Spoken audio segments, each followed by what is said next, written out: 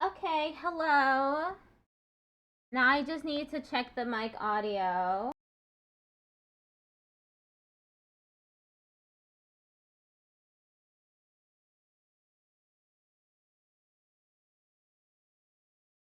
Looks to be fine.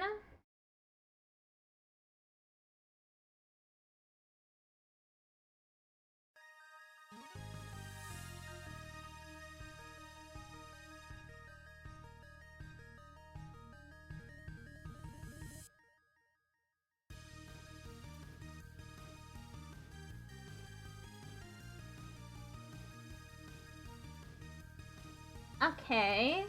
Let me try streaming on YouTube now.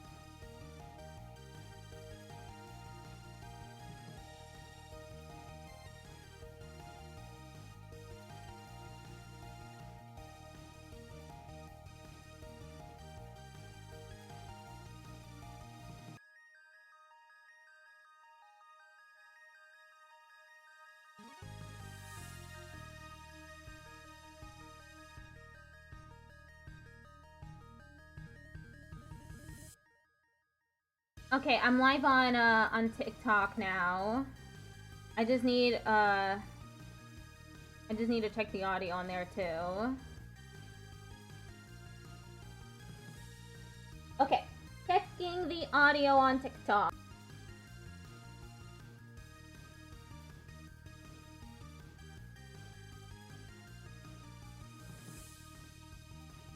I'm not hearing anything.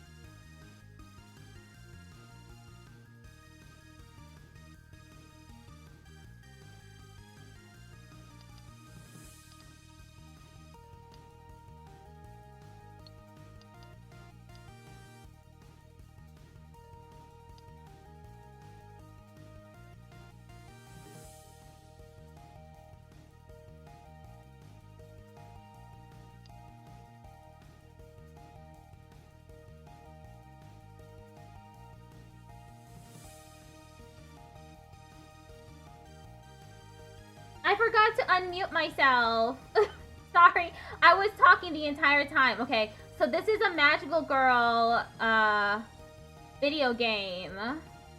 It's about a magical girl to come out of retirement because of something or other that's going on. I'm sorry, I had my mic audio muted.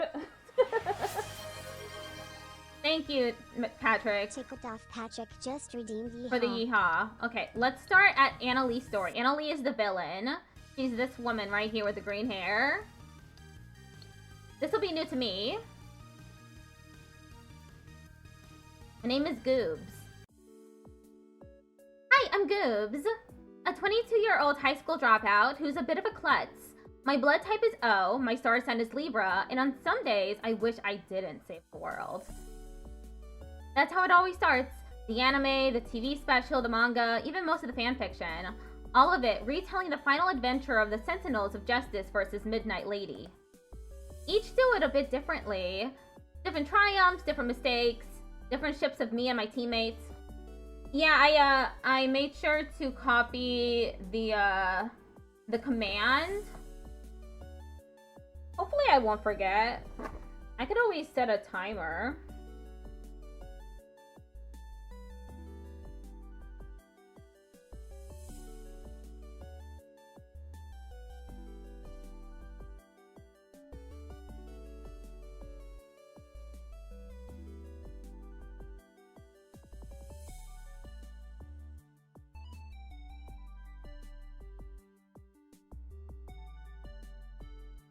Okay, I set a timer for myself for 5 o'clock.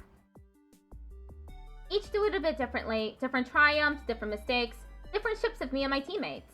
But it always ends the same way. We defeat Midnight Lady, Anna Lee, because no one ever found out what really happened. I like to think each of these stories really exists just in another universe. Maybe those versions of the tale would have felt simpler. Had a neat and beautiful finale. Hello, Patrice. How are you doing?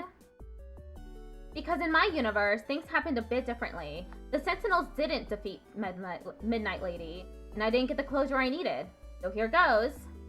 Hi, I'm Goobs. I'm a 32-year-old semi-functioning adult whose back hurts for no discernible reason. I'm surrounded by a wonderful community of friends and family, and newly obsessed with cute home goods.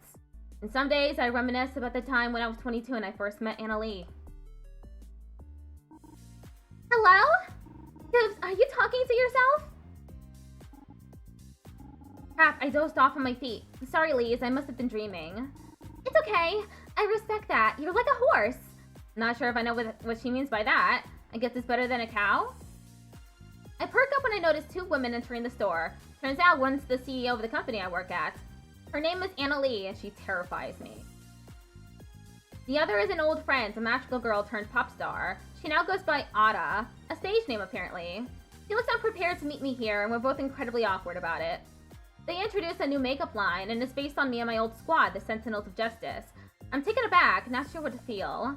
Lee samples the makeup, and her expert application skills upsets everybody in the store except for me. Hello, Timeless. Hello, Andres Rodriguez. I forgot that I need to monitor TikTok.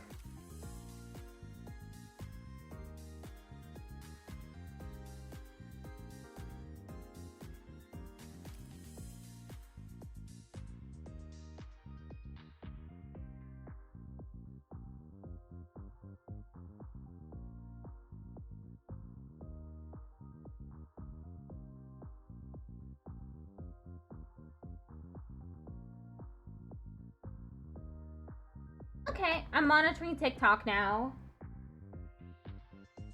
Hopefully the audio is still okay. Well, that certainly was a demonstration of our makeup. Count on my weirdo Lise to brighten up a bad situation. A demonstration of what not to do. Our manager looks like she's about to pass out. Anna Lee promptly demolishes him by giving him the pink slip. I must get to my next meeting. Ada, come along. Hello, Dorito Official. How are you doing? Other stores are expecting us, after all. Expect shipments with more sample packages inside. We'll be distributing these to our customers over the next couple of days. Anna Lee turns around to walk out with Ada in tow. As soon as she does, I notice something fly off her briefcase. Is that a keychain? I pick it up. This character looks vaguely familiar. Is this another magical girl? It doesn't really look like something a woman like her would carry around. Not that I should judge. I love collecting cute stuff like this. It has to be hers, right? Disguises? Ooh, more disguises. Ma'am, Anna Lee, please wait. I think you dropped this. All the color is drained from Anna Lee's face. Give that back. Now. Oh, of course. As she walks over to retrieve it, something clicks. I've seen this girl before. On TV. This must be... She snatches the charm right out of my hands. Saudi! Strawberry Saudi! Excuse me? She's from an older gen of magical girls, right? From before the Sentinels. Fruity... Fruit something. I'm sorry, can't remember the group off the top of my head. Fruit Fatale. It's been a while since they've been relevant.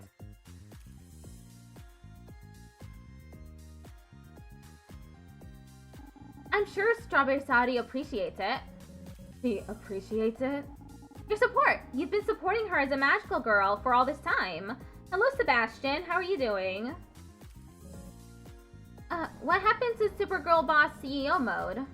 She doesn't say anything for a moment, and she's making Ada wait too. Right. Annalie shuffles in place. Earth to Annalie? Suddenly, Annalie takes another step near me. And another. He leans in, close enough that I can feel her breath on my cheek, and whispers into my ear. Would you like to grab a coffee sometime? What? My jaw hits the floor. Or it would, but I'm trying to keep my composure as much as possible. Maybe she's just wanting to discuss magical girls? Or maybe she knows who I really am? Theories swim through my head. Anything seems more plausible than me getting hit on by a beautiful older woman. Who's also my boss's boss's boss's boss. I don't even know how far that chain goes. Well, out with it. I don't have all day. I'm a very busy woman. Tickled off Patrick just redeemed Yeehaw. Thanks for redeeming Yeehaw again. Do you have a cell on you? Actually, just take this. She takes a pen out of her suit jacket's pocket and grabs my wrist. Annalie writes a phone number on the back of my hand. Call if you're interested, but don't bother if you're not. And with that, she finally returns to Ada's side. What? Purely business. I give low-level employees the chance to interview for a better position on occasion. She got the number of a higher-up. Let's go. We're behind schedule. Ada glances back at me at the last moment. I give her a look as if to say we're talking about this later.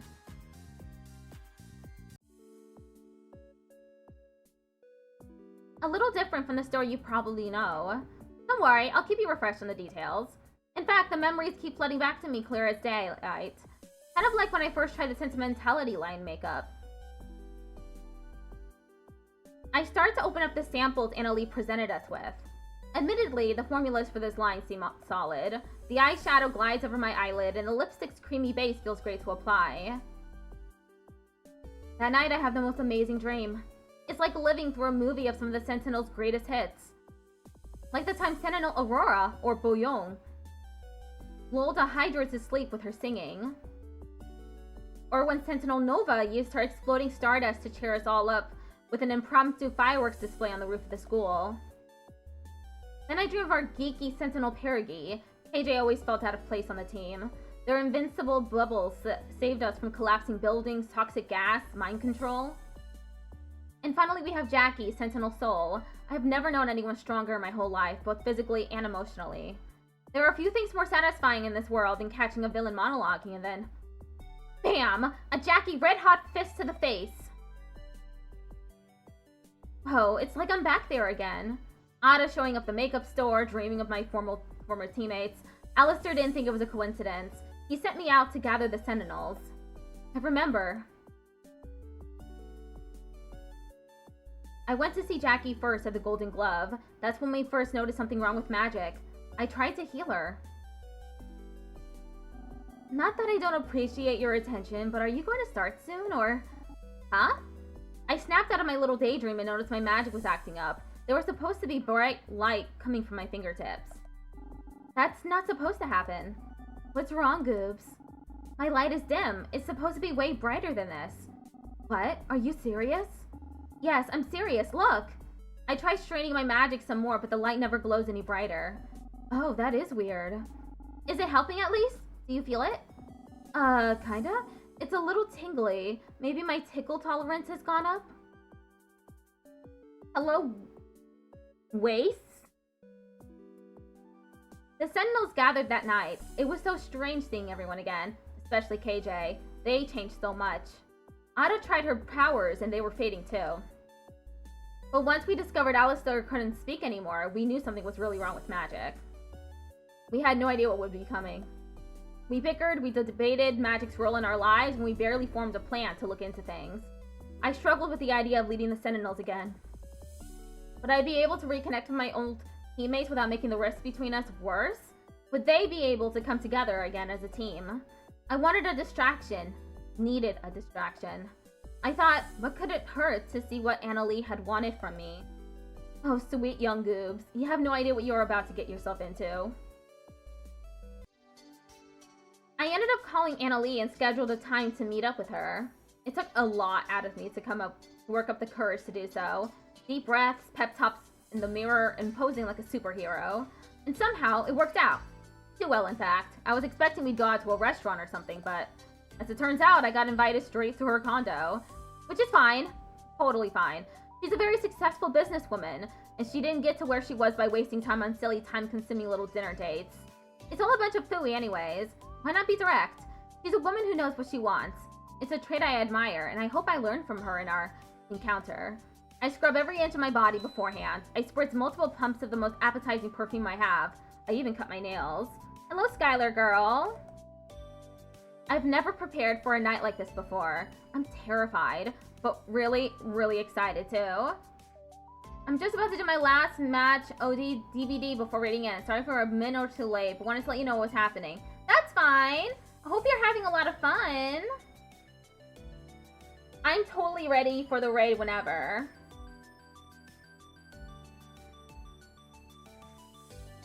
So, very excited. Hello, Mastic. Oh, Goobs, you're here. Right on the dot. You knocked on the door this split second. 6:59 turned to 7 o'clock. We are. See you soon? Okay. Sorry, I'm just the type to be very punctual. Is that so? I feel like she can see right through me. I've actually been 5 minutes late to work for the past week. Maybe she knows that somehow. I awkwardly saunter into her living space, which is more beautiful than I could have imagined. Everything looks so clean and immaculate and expensive. So, how hungry are you? Huh? It's a weird way of putting it, but it works on me. I can feel my ears burning. So hungry. I'm starved, basically. But not in a weird, creepy way. Like, I'm just really excited about this. Thank you for the lurk, Patrick. But not too eager. Well, I suppose that's good. Annalie waves over to her dining area. There's a bunch of takeout bags piled on top. I ordered from 3 different restaurants. We have French cuisine, Wagyu steak dinners, and 5-star sashimi. Drinks, of course, will be paired accordingly. Yeah! Wow, that all sounds so tasty. Can't wait to dig in. I ate beforehand. I think I severely misjudged this situation. I was offering a choice of one meal rather than a free-for-all. Although I suppose I can't begrudge a healthy appetite. Note to self, our retailers on the shop floor need longer lunch breaks. Hello, Chess! Of course, I was just thinking about what I'd like to try. Steak, please! Carnivorous, I like that. She hands me a hearty-looking plate with well-seasoned vegetables and pieces of steak. It's pleasantly pink in the middle, and my mouth starts watering. No, I can't start drooling before she pours the drinks. Stay focused, Goobs. Hello, David. I wait for Annalie to pair the meals with whatever expensive alcohol she deems appropriate. Let me make sure my audio is fine.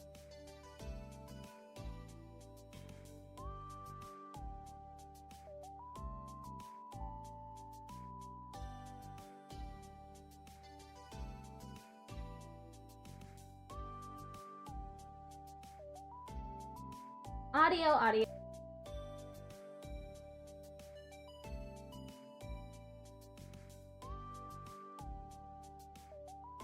Yeah, it's fine. I wait for Annalie to pair the meals with whatever expensive alcohol she deems appropriate. After she's done, she raises her cup my way. I dare say this is the first time I've bothered to fix a date her meal. It's like I'm your waitress. Surely you at least owe me a toast for all my hard work. Of course, I'm honored. I clink glasses with her and go for a generous swig to calm my nerves. Tonight's special, though. It's not every day I get to meet the illustrious Princess Starlight. What? How? Or no, you have the wrong idea, I think. I don't. I created the sentimentality line, and I know Starlight when I see her. I didn't get to my position through half-assed research. Are you doubting my skills? No, I didn't say that. Well, I don't know. I stand up from my chair, feeling defensive. I'm not confirming or denying anything, but did you bring me here to interrogate me? What are your real intentions? Hello, how are you doing? R's H3L. I don't know how to pronounce that.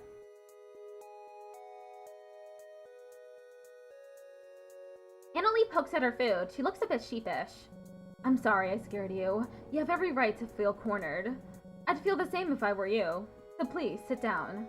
I slowly sit back in front of my plate. I just thought you were interesting. A renowned magical girl. No, not just that. A leader of an accomplished magical girl squad. You were celebrated, beloved, practically everywhere. But now you're working at our store for minimum wage. Gee, thanks for the reminder. I'm not sure how I feel about coming right out with my magical identity, but it seems like Annalise puzzled me out. I guess the jig is up, isn't it? You're right. I'm the leader of the Sentinels, Princess Sentinel Starlight. I knew it. Awesome, you caught me. Congratulations. But I want to know what's going on. Anna Lee takes a slow sip of her drink. We've gone off on the wrong foot. For that, I apologize. I brought you here to have a conversation. A conversation was not what I was hoping for tonight, Anna Lee. Okay, what kind of conversation? What do I get out of this? It's, I imagine we could have a sort of heart-to-heart about certain things. Things only we could understand. Hello, Poppy Pollo. How's the raid trade going? Doing great so far. I'm still waiting for my, to get raided into. It happens in about 8 minutes. How are you doing today? Thanks? Since we're both retired magical girls. Oh. So you're saying you're also a magical girl? Or you used to be? It's exciting. Ooh, what's exciting? She seems to be wrestling with herself. Could it be Annalise having a hard time opening up? If that's the case, I'm feeling a little touched that she reached out. I guess even the coldest ice queens need to talk to someone every once in a while. You're getting raided in the raid train? Ah! It is exciting. I love...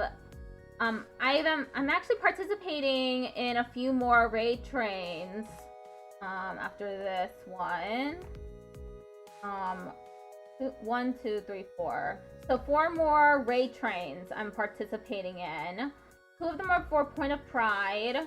One of them is from Dreamtale Studios. I'm gonna be playing Life After Magic for that one too.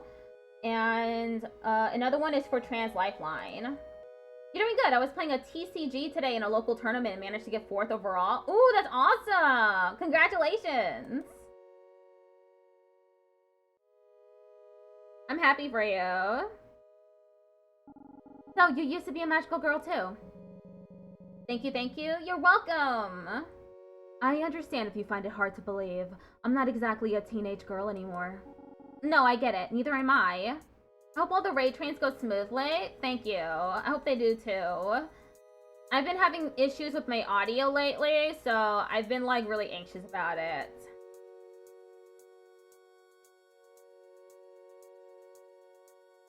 So I hope my audio is fine during the raid trains. It's pretty embarrassing when I get raided into and my audio is all messed up, and then they have to be like, hey, you need to check your audio.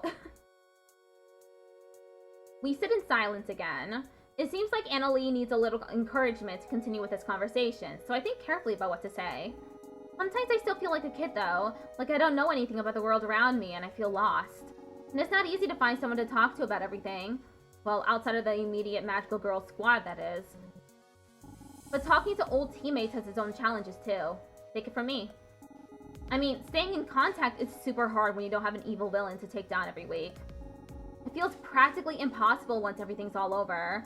I mean, lately I've been feeling like I'm the bad guy now because I forgot some birthdays and lost some numbers.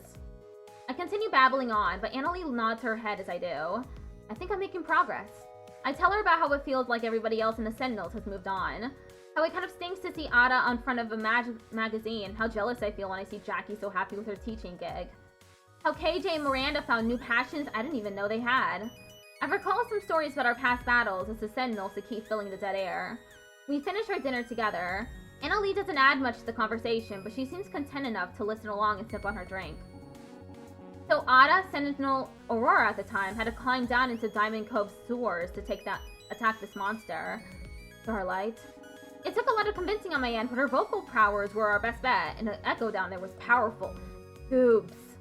Huh? Oh, sorry for going on and on. I've been feeling overly nostalgic lately. That's fine. I appreciate it, actually. This night didn't turn at all like how I'd hoped. My plans are usually immaculate. But surprisingly, I'm not mad that things went sideways. You certainly had some colorful stories to tell. It's Lookalike just rated with 12 viewers. Hello, everyone! How's everyone doing today? I hope y'all are doing well. Thank you for the raid. I'm Melody Wisp. I'm a variety streamer and accessibility provider and voice actor. I use they, them pronouns. And most days I play video games, but on Thursdays I practice this thing called stenography. Stenography is when you use a method of shorthand, be it voice, pen, or machine, and use that to take down dictation. I do it on Thursdays not only as a way to make sure that I practice at least once a week, but to also show everyone how it looks. To spread the word and get people into it. I hope the stream was good. I'm currently playing a game called Life After Magic. It's about retired magical girls. The person in front of us was the villain from this story, Anna Lee. And we're just having a conversation in her apartment.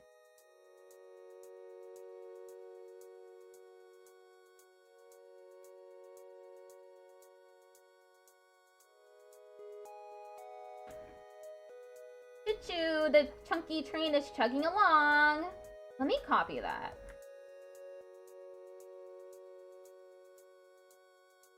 That's fine.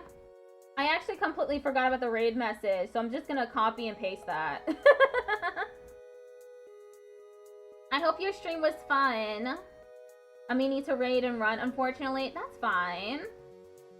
Have a good rest of your day.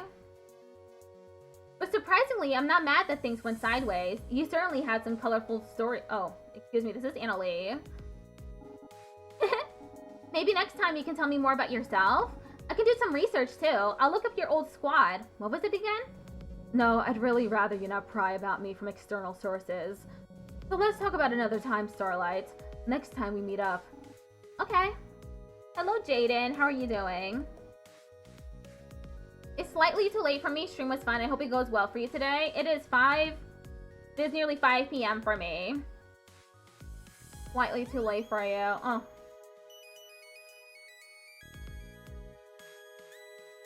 Thank you for the follows, everyone. My follows are anonymized, so I won't say your name when you follow. I probably will even ignore the fact that I've been followed. But there is a hi, I followed redeem. In case anyone wants to redeem that, it'll prompt me to say hello. I'm a little disappointed, but I don't want to push her too hard. On the other hand, it seems like I've secured a second date. Heck yes. I enjoyed our evening together. Hearing you talk brought me back to better times. I'm glad to hear it. Pinky promised me we'll have more of a conversation next time. I'm not Pinky promising you anything. But you have my word. I chuckle at that. No surprise Annalee's a tough nut to crack, but I feel like we've made progress tonight. Hello, Kyla Loves Brow. We wrap up our evening and Annalee sends me home with all the leftovers. This should hold me over for this week. I'll be looking forward to seeing her again.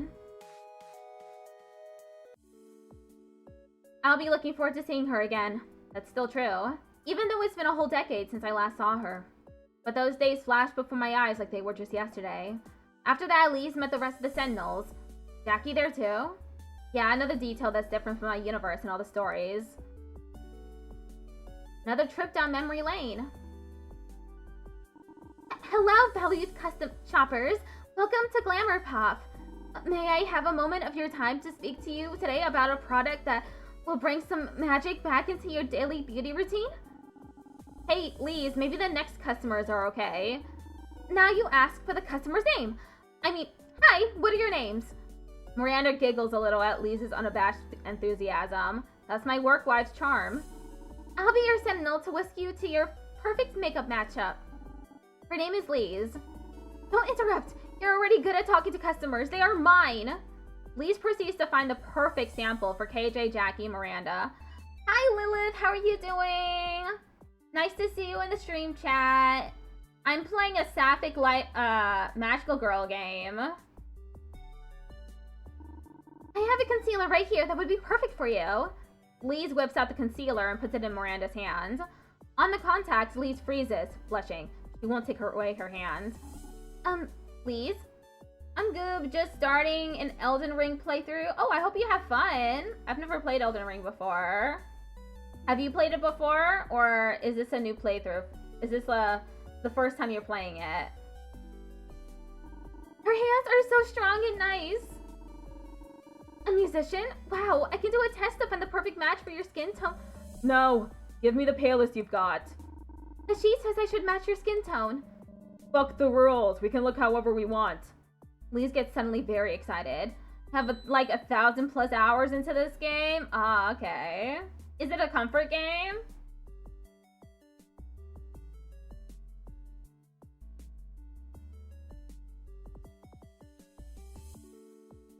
Nice. Lise gets suddenly very excited. Damn the man! KJ and Lise jump up and down yelling excitedly. A few customers sneak out the front door with worried looks. But then Lise changes her demeanor completely when she approaches Jackie. Lise raises a lipstick near Jackie's lips. Yes, I see it now. Jackie, was it? Sentinel Soul would be a great fit for you. This looks like a comfy game. Yeah, it's really nice. It's a cute little game. It's free, too, if you want to try it out. It's called Life After Magic. Huh? Jackie barely chokes the word out. It's from our brand new sentimentality line. With these shades of color, I think it would really let that pretty face of yours shine. You simply must try it. It takes me a while to wrestle Lise off of them, particularly Miranda. By then, she's already given out free samples tailored to each of them. Gotta say, she's a good saleswoman. But soon, I am able to take KJ, Miranda, and Jackie aside. They all try on the sentimentality line, but although the quality of the makeup is top-notch, everyone is feeling conflicted by the branding and oddest part in it. There's no new leads about Magic's disappearance, but we leave resolved to look more into it. It was so nice to see everyone at the store that day. A moment of normalcy, fun, before it came crashing down. These memories, how vivid they are. I don't think it's an accident. Maybe there's something amiss with Magic again?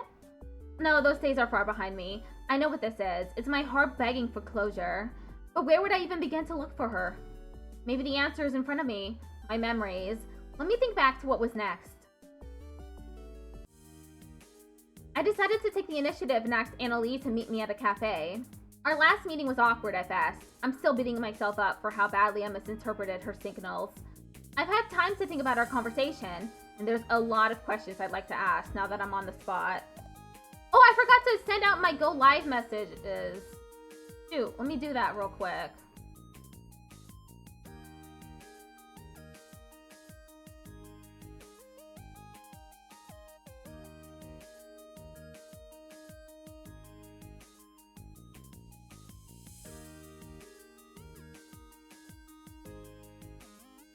Whoops.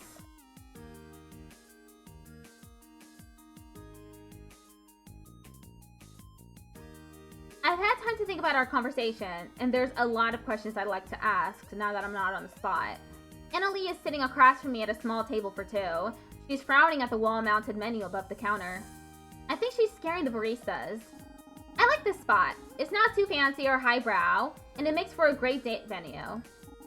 Not like I've brought any dates here recently. He doesn't seem to be listening. These frappes seem to be over-glorified milkshakes. Cookies and cream, caramel ribbon. You're telling me this is coffee? Hey, don't knock it till you try it. Fine, this place was your suggestion. So put in an order for the two of us and I'll try it. Whoa, pressure's on. What will I get? Okay, I got 2 frappes, extra whipped cream.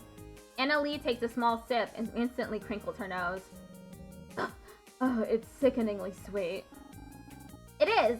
That's the appeal, I think. Life after magic. I'm worried about your generation. To think that some people order this every day. Hear me out. Normal coffee isn't enough for us these days. We need the caffeine and a mega load of sugar to get us through our shifts. My condolences. We sip on our drinks for a bit. Annalie looks positively elegant sitting in front of me, with crossed legs and a pinky finger out. She raises her cup to her lips, but also totally out of place. This isn't really a businessy joint, and the customers are mostly cool younger people. Down to business then. I'd like to talk to you more about magical girls, specifically regarding the Sentinels and their relationship with Matt. Hold your horses. I'm okay talking about this kind of stuff with you, but we promised it wouldn't just be me sharing stories.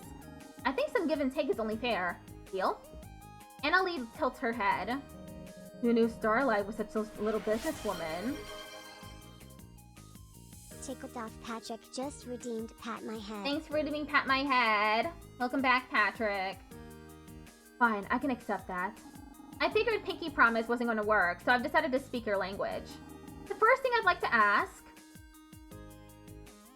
What kind of magical girl are you? To be honest, I don't think I've ever met former magical girls outside of myself and my immediate crew. I'm not even sure where to start when it comes to asking questions. So can you tell me more about yourself as a magical girl? I'm not so special. I was never the type to take initiative or be the group's leader like yourself. You? Really? But you're a total boss now. You're kicking butt in the business world. Teenage me wasn't made of the same metal, I suppose. Annalie taps her nails on the coffee table as she sips her drink. I suppose I have no choice but to delve into my past. I've already asked so much of you already. I'm all ears. Do you remember when you picked up that charm for me back when we first met? Of course I do. I don't think I'll ever forget it. That was Saudi. Strawberry Saudi, that is. She was the leader of our magical girl group, Fruit Fatale. Saudi was the heart of our group, the first of us to gain magical powers and the one who named us. Other than me, there were two other girls, Bree and Maria. We all went to school together. Whoa, sounds kind of like us. The Sentinels were all at the same high school. Let me guess, it's the one by the south side of Diamond Cove? The one by the seaside? Yeah, that one. Did you know that building used to host an all-girls school? Before Emerald High, it was Ruby's preparatory academy for girls. Oof. I think I heard something about that when I attended. It makes me kind of wish I was able to attend back then. The name sounds way fancier. No, you don't. One, we had to pay tuition. Two, our classmates were positively vicious. Back on subject. We all bonded together because we were misfits who stuck out for one reason or another. Take Bree, for example. She was a total delinquent, picking fights with anyone who looked at her funny. Annalie shakes her head disapprovingly. Marina and Saudi were perfectly tame in comparison. But they weren't able to keep up with the whims of classroom cliques or any of the other insufferable social expectations imposed upon us. And you? What about me? Did they pick on you because... I bet they picked on you because they were jealous of your looks. If you were even half as beautiful as you are now... Stop right there. You sound like a lecherous old man. Hey, that's going too far. I was just giving you a compliment. Annalie rolls her eyes. For the record, they called me a stuck-up prude. They might be right, but I have my rules and boundaries. I don't think you're a prude at all. So I am stuck up? No! Anyway, Saudi offered to meet us at a cafe once we had all gained our powers. She was a sweets fanatic, but always ordered this bizarre parfait. Strawberries, bananas, grapes, and avocados. Sounds unique. It certainly was. Unique enough for her to assign us our magical girl names, in fact. Oh, so that means you were... Avocado Anna. Going to laugh. Most found it just as funny. An avocado-themed magical girl doesn't have much appeal going for her.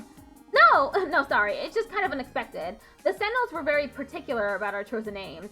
Full space themes and all. Saudi was never a naming genius, or a genius at anything really. She's what you'd call a complete airhead. Girls at school picked on her for being a ditz. But I could never say no to her when she flashed us that ridiculous grin. And so, Fruit Fatale was born. And so it was. Annalie looks to be in a trance as she calls back old memories. Honestly, I'm right there with her, thinking back to magical days, full of excitement and wonder. Honestly, I'm kind of envious of you, Annalie. Sure, your school life didn't sound amazing, but you had a great squad to back you up. Now you're a whole CEO on top of the world. You balance magical life and real life way better than I did. I was the leader of the Sentinels. Then I was a high school dropout, and now I'm just a lowly makeup store attendant. I've been thinking a lot about that recently. Oh, you were? Annalie was thinking about me. Should I be celebrating right now? It seems to me you do a lot more than you think you do. I've been consulting with some other retail workers in our stores after meeting you. You're a front-facing salesperson selecting makeup based on the individual needs of the customer. That takes people skills, intuition, and a deep knowledge of our products. Not everybody will be satisfied with what you pick out, even when you think you've made the right choice. That's a mental toll. It's admirable, really. Wow, thanks? I mean, I'm really used to getting talked down to about what I do. But you're right, it's super hard but rewarding. Like when I pick out something that really makes the customer happy, I get this total boost of energy. It makes my day. I think that's why I'm still at the store, to be honest. I can always look forward to those little wins. I see. Now it's my turn to say I'm envious, Starlight. It sounds like you're making a positive difference in the world, even if it's just helping people with their makeup. Hello, Kane! Annalie, please. You have nothing to be jealous of. Oh, but I do. I'm planning to resign very soon. What? Resign? Quiet down. You're disturbing the customers around us. Tickled off Patrick just redeemed Hydrate. Thanks for redeeming Hydrate.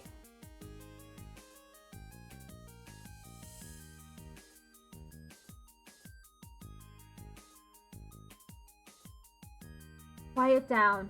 You're disturbing the customers around us. Sorry.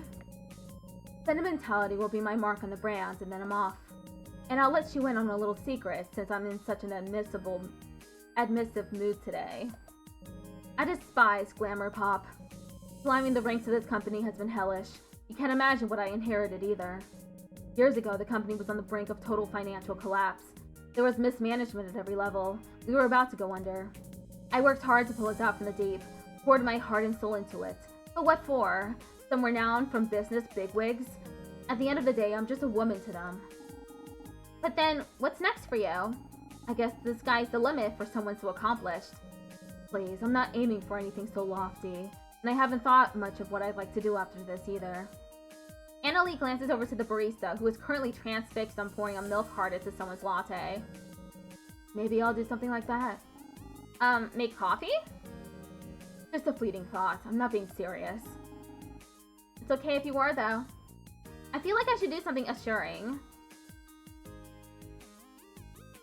Annalie, I want you to know I'll always be here for you, no matter what you choose to do. I'm really happy that you reached out. There's nothing I'd like more than to spend more time with you. There's so much more we can learn about each other. Promise me to keep me in the loop no matter what? Sorry, but I think I'm done making any more promises with you. I don't want to let you down. Oh, well, I understand. It's easy to lose touch with people, even the most important ones in your life. But I'll be the one to make the effort this time. I've decided you're an important person to me, just like how this strawberry Saudi girl was important to you. Annalie's eyes are sad, and she breathes out a sigh. I had hoped I was getting through to her. With that, we wrapped up our cafe date. Annalie thanks me for my time, something I should really be saying to her instead, and leaves an enormous tip at the counter. Before heading off to her sleek-looking car, she gives me an awkward pat on the shoulder. I'll be seeing you again, I hope. Something in her expression looks pained. I should keep reaching out. Of course! I'll call soon. I didn't know it at the time, but that second date was the first crack in Annalie's armor. Our first day, she was in control more than I even realized at the time. But at the cafe, I got to see a bit behind the curtain. She wanted to let someone in, and I was the one that called. No, it was more than that, wasn't it? We shared an understanding that day. We built trust. We both knew how it felt to be lost. And I did lose her. Despite how elated I was leaving the cafe, the reality of Magic's disappearance was about to hit hard. Everyone's powers were becoming more fickle. Everyone was feeling more exhausted. We had nothing really to go on. It was natural that desperation made us on edge. We wanted a lead, and we found one in Liz. I think it was Ada who said it. Yeah.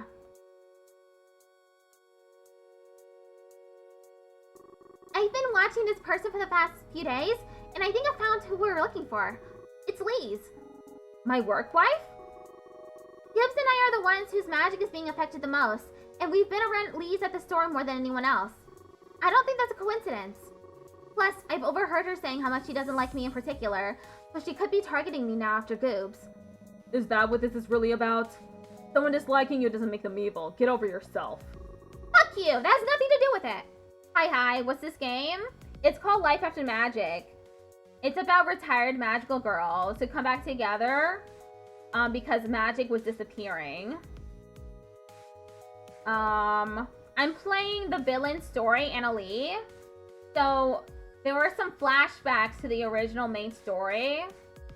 And we're learning more about the villain, Annalie. That's it, really. Uh-huh. Are you sure about that? Hey, let's focus. We aren't going to get anywhere if we argue. If we have a lead, why not follow it? I can do the investigation since I'm the one who brought it up. No offense, but I think maybe someone more level-headed should go. We were still so at odds then, had so much pain to still work out between us. We decided the least biased people to look into leads were Miranda and Jackie. Hindsight being what it is now, Miranda is decidedly not unbiased about leads. Oops, back on topic. Maybe I should have stepped up as leader, but I just couldn't focus. The push and pull between my excitement at getting to know Annalie and the stress of magic failing, along with the wounds the Sentinels needed to heal, made it a confusing time. But at least the next day was Christmas and I could take some time to recuperate. That is, until I heard a knock. Interesting premise? Yeah, it is.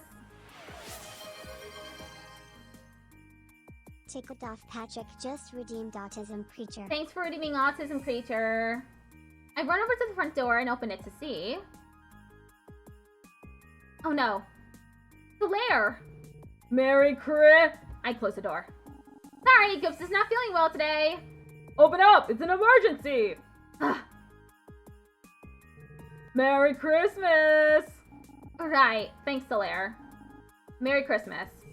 Ho ho ho! You're very lucky. Santa Blaze is here to give one very special girl a very special gift. Solaire pulls a rectangular gift box out of his jacket. Behold! Now, I'm sure you're wondering what's inside, but Solaire drones on about what's inside the box, but I already know what it is. It's a bunch of soul cards. I would know because that's the only thing he ever gave me when we dated. I decided to cut him off now. He's practically yelling now, and I don't want any noise complaints. Solaire! This is appreciated. I can't wait to open it. So thanks for stopping by. Ha! You're very welcome, Goobs. I'm a little sad you haven't invited me in, but I get it. You've always been on the shy side, and... I grabbed the box from his hands. Right! Anyways, see you later. Oh no, he's crying. God damn it. I was hoping someone else would be at my door. I guess I haven't done a great job of connecting with them. I opened the box and inevitably there's a card inside. It appears to be custom made. It's me, Princess Sentinel Starlight, painted sloppily with markers and acrylic paint. It's actually kind of sweet. Maybe there's something to be said for Solaire sometimes. I go to read the description and it says Solaire Blaze's ultimate sidekick. I throw the card in the garbage and move on with my day. I wonder what kind of present Annalie might have given me. What am I saying? He had barely went on 2 dates. Slow down, girl. While I was busy focusing on Annalie, Miranda and Jackie investigated Lise, and to my great relief, found out that she is just my little weirdo and not a scheming villainess. Even though I think she would probably make an adorable and frighteningly effective one. But they said Lise had been upset, struck by a sense of nostalgia that sent her spiraling. And that wasn't the only sign that what was happening to magic was getting worse. Glamour Pop's customer base got a little, spirited? I've been in that office my whole life. I've wasted my life away in sales. But trapped in that awful cubicle. I wish I was a magical girl instead. Shut the hell up! Everything's too loud! So loud, but I can't hear Ada's voice anymore. Give it to me. You, give it to me. Whoa, calm down. What are you looking for? Hey, please don't break the glass. Is he foaming at the mouth? But we still had no new leads, so I buried my head in the sand, like I've been doing all these years. I wasn't stepping up as leader. I wasn't being a very good friend. Don't you ever just look back at your younger self and want to scream, wake up? You're doing it all wrong. You're about to run full force into the greatest heartbreak of your life. Am I repeating history looking for her now after all these years? I would have kept it as a collector's item. I bet it would be a collector's item. There probably aren't very many of those sillier cards.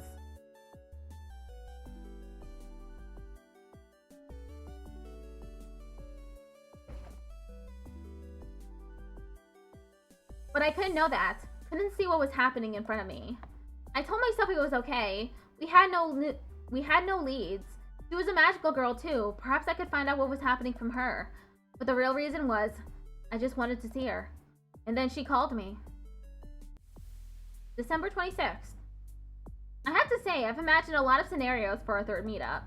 We could try a real sit-down restaurant, or maybe a movie or a play. Instead, I've broken us both into my old high school. Starlight, this is a sorry excuse for a classroom. Yeah, well, it's a public school now. Sometimes I'd hear the teachers complain about budget cuts and government spending. Not that I ever had the chance to follow local politics. I was too focused on saving society from more existential threats. Annalie frowns as she traces her hand over the musty desks.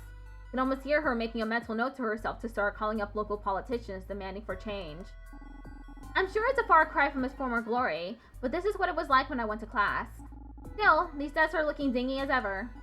And look, I carved my initials into this one. I'm surprised they haven't sanded it down. Former glory? On the contrary, everything looks the same. That's what's so horrible about it. Surely they could have invested in whiteboards. These desks looked better in my day. Even the chairs are the same. I grab a chair and give it an experimental sit down. It wobbles a little and the backrest squeaks. Come on, it still works. It's just gone through a few decades of wear and tear. Annalie looks doubtful, but she pulls a chair around to sit across from me. So, wanna tell me why you chose to meet with me at my high school in the middle of the night? Our high school, technically. I don't know what I was expecting, to be honest. I thought it'd be exciting. I'd get to see the after-dark classroom hideout where you and the Sentinels planned it together. Most of all, I was looking forward to seeing how Ruby Prep has changed. Instead, it's disappointingly familiar. Familiar should be good, right? I mean, you talked about your teammates so fondly last time we met. I was fond of them, not the school itself. This place doesn't exactly evoke good memories for me. She mentioned being a misfit in the past. Does that mean you were bullied? Oops, I didn't mean to say that out loud. Annalie exhales wistfully. I suppose that's what it was. All four of us were bullied, tormented by other girls on the daily for being a little different from the norm. That's what made the magical life so great. It felt like we were empowered and in control of our lives for once, until we weren't. She's being vague, but I think I know what she means. Magic is a heavy weight to carry. It feels like everything spirals if you can't handle it. Hello, Error. How are you doing? Annalie meets my eyes and gives me a slow nod. The air is silent for a while. Annalie looks contemplative as she stares out the cloudy windows of the classroom. We've shared a handful of quiet moments together like this over the past few meetups. Annalie seems like she enjoys them. There's probably not a lot of wiggle room to chill out when you're constantly on the business grind. Eventually, I decided to break the calm with an exaggerated sigh. I can't say I'd have broken in here had I known you just wanted to visit on a whim. No offense, but it's a little risky. Please, like you care about the rules. You told me you've broken in here about 1,000 times with your Sentinel crew. You're right, the security is practically non-existent. It's funny, we're years apart in age, but it feels like you're my classmate right now. Me, your classmate? I bet we would have been great friends if we went to school together. We wouldn't have to be on the same magical girl squad or anything, just classmates. And even without a magical girl stuff to relate to, I bet we'd get along. Don't be ridiculous, we're a generation apart. What would we even talk about? I don't know, maybe we wouldn't have to talk about anything. We could just sit here and enjoy each other's company, like we're doing right now. I can't say I'd hate that. Is my mind deceiving me, or are Annalie's cheeks a little pink right now? If this is a dream, I hope I never wake up. Starlight. No, Goobs. May I ask you a question? This is something I need to know. Please be honest with me. Your magic. Where does it come from? That was out of nowhere. I'm not really prepared to divulge right now. The rings we have, they're the secret to everything. The Sentinels all have their own rings, which unlock their latent powers. I don't have a great scientific understanding of it or anything. It's just magic, you know? So without the rings, you wouldn't have your powers anymore? I don't know. I don't think anyone's ever lost or given up their ring. Maybe they'd be gone, but I don't think so. I think it's just a key to unlocking what's already there. What do you mean? I don't know. Why haven't you tried to get rid of them? Annalie stands up from her chair, incensed. Why don't you know anything about your own powers? Annalie, the rings aren't something we've discussed much. Everyone in the Sentinels views their powers differently, but none of us can seem to let go of the rings. At least, not yet. It's a symbol of the bond we share too. The rings will remind us of each other, beyond just the magical significance. So you're saying sentimentality is the reason you've been hanging on them?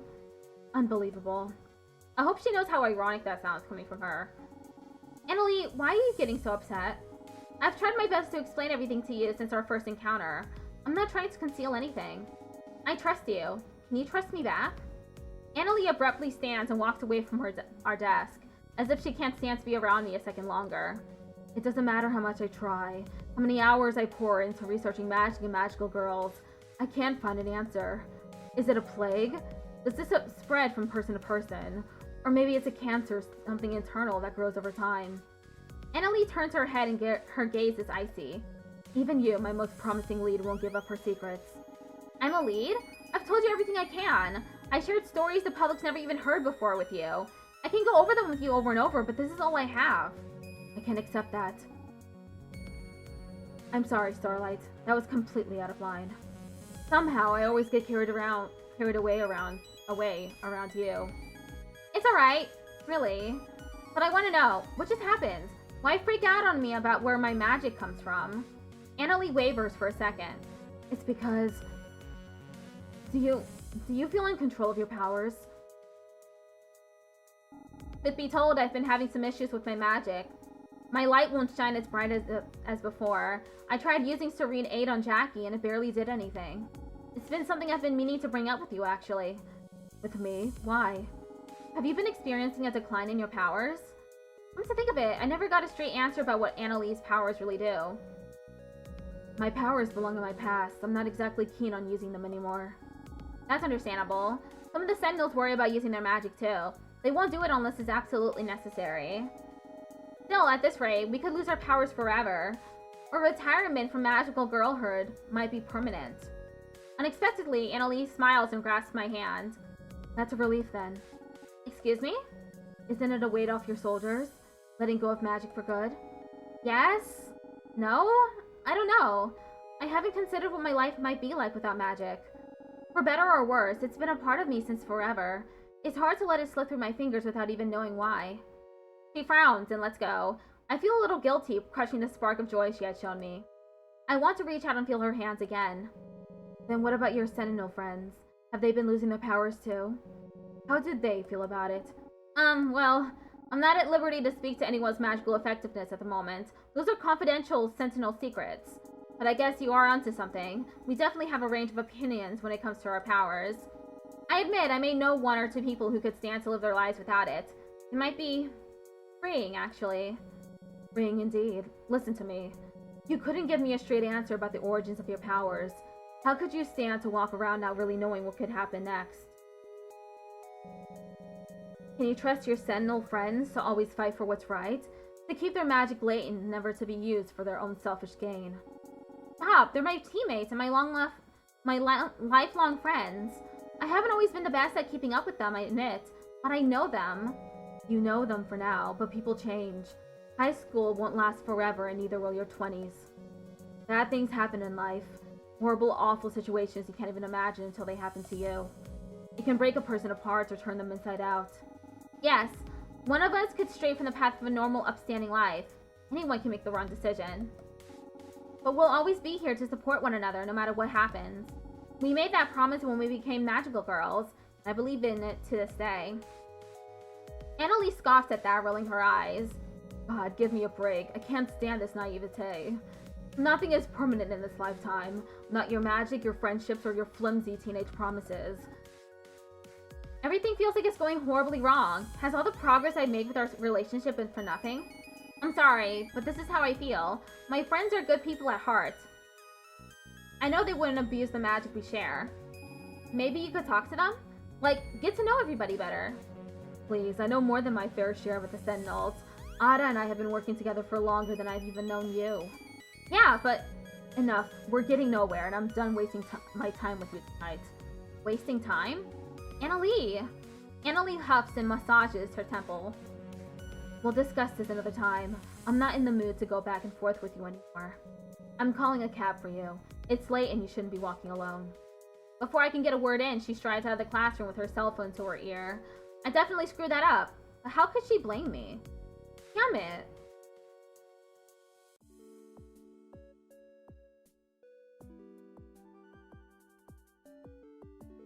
How could I have been so stupid?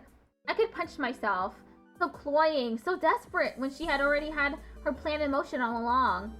Trying to trick me into her way of thinking. Then she came for my friends and I let her walk all over me. Believing in them doesn't make me naive, thank you very much. And we've worked hard to keep in touch, help each other through mistakes and bad times. Why did I ever want to find her? Why did I ever even want to find her? Fuck her! What did I even see in her? So smitten with her fancy heels, power suit, creamy eyes. No, I should find her, so I can set her straight. Or, here, go back into one of my memories. I need a moment to calm down. I flop onto my bed, exhausted by tonight's events. Annalie totally backed me into a corner with all her questions about magic. My mind is reeling. What exactly happened in her past? I need a distraction, so I flip on the TV. Channels flip by slowly until DC TV5 News pops up on the screen. It's a special program about former magical girl squads. For decades, communities across the world have owed their peaceful lives to the work of enigmatic magical girls.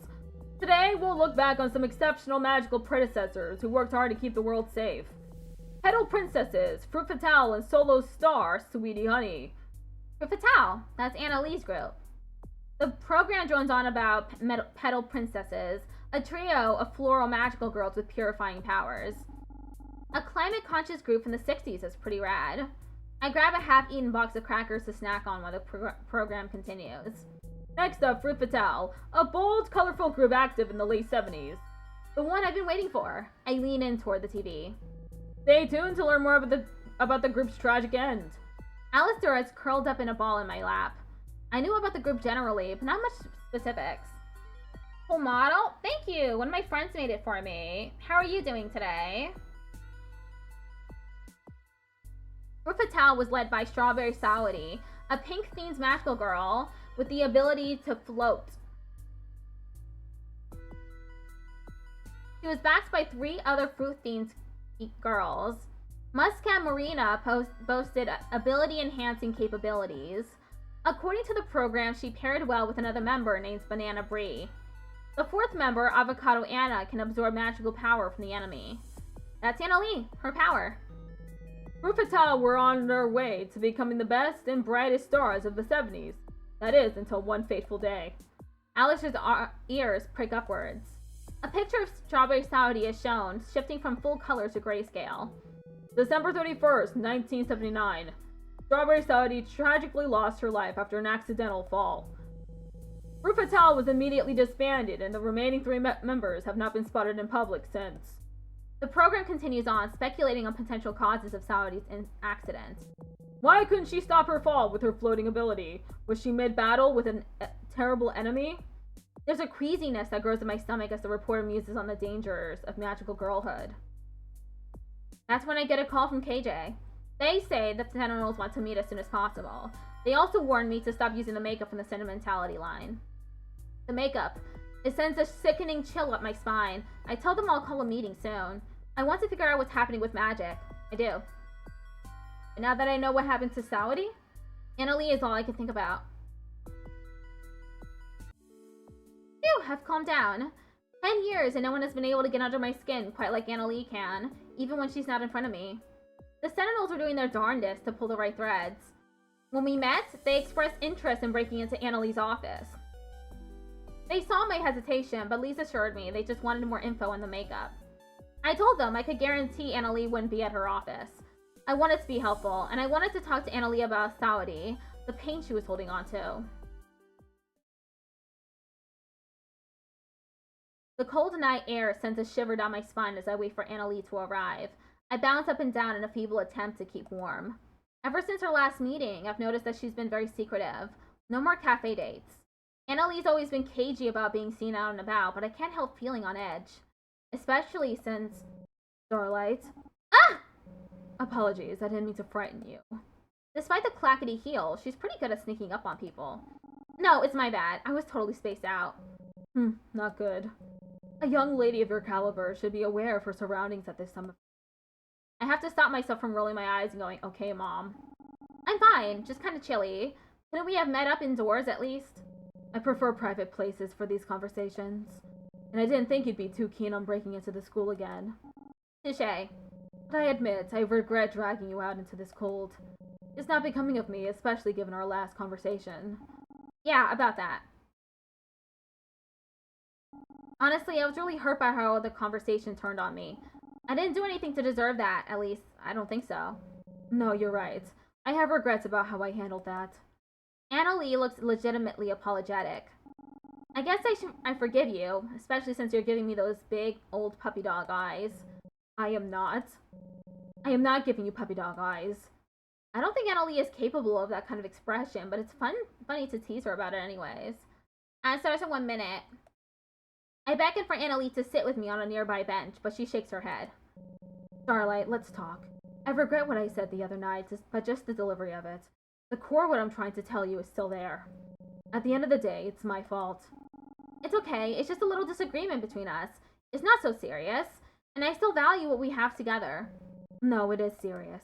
I think we should stop meeting like this, permanently. What? But why? My head completely blanks. I don't understand. I thought we were on the right track. What did I do wrong? Annalie scoffs. What happened?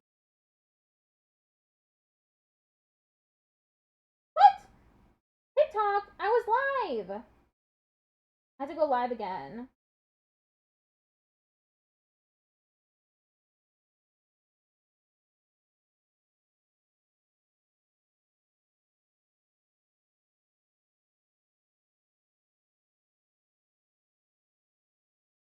TikTok took me off offline.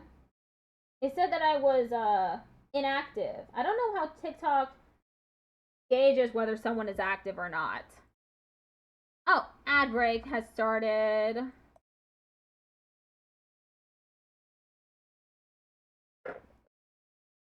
Whoops, sorry about that.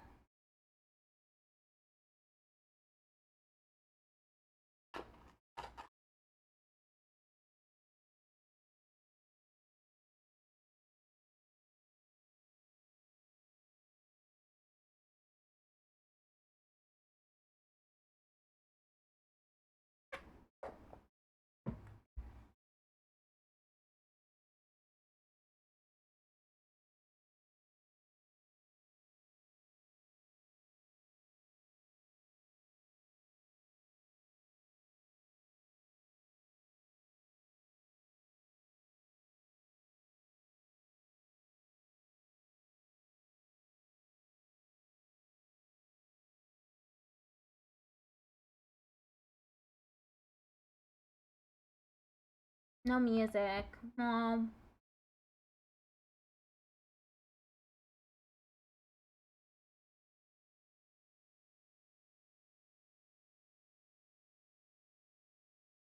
I had to keep track of TikTok to make sure that my lives aren't taken down for inactivity again.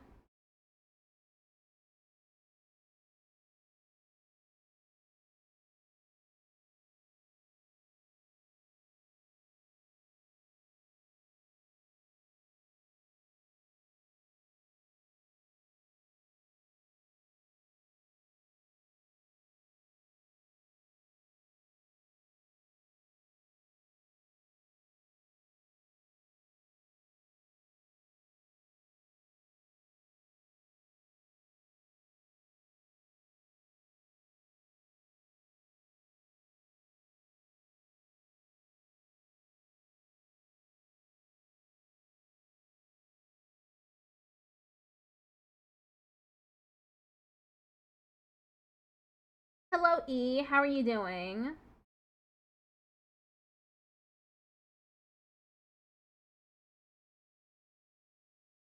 I'm currently waiting for the Twitch ad break to end. It's in 30 seconds.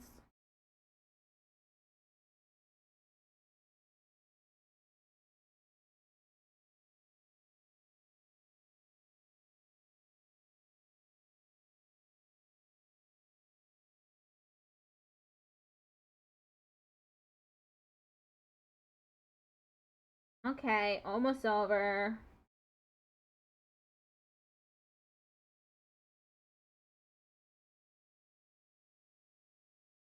Alright! We're back. You're quiet. God, you're probably standing there thinking, what did I do wrong? Which would be ridiculous of you, because you didn't do anything.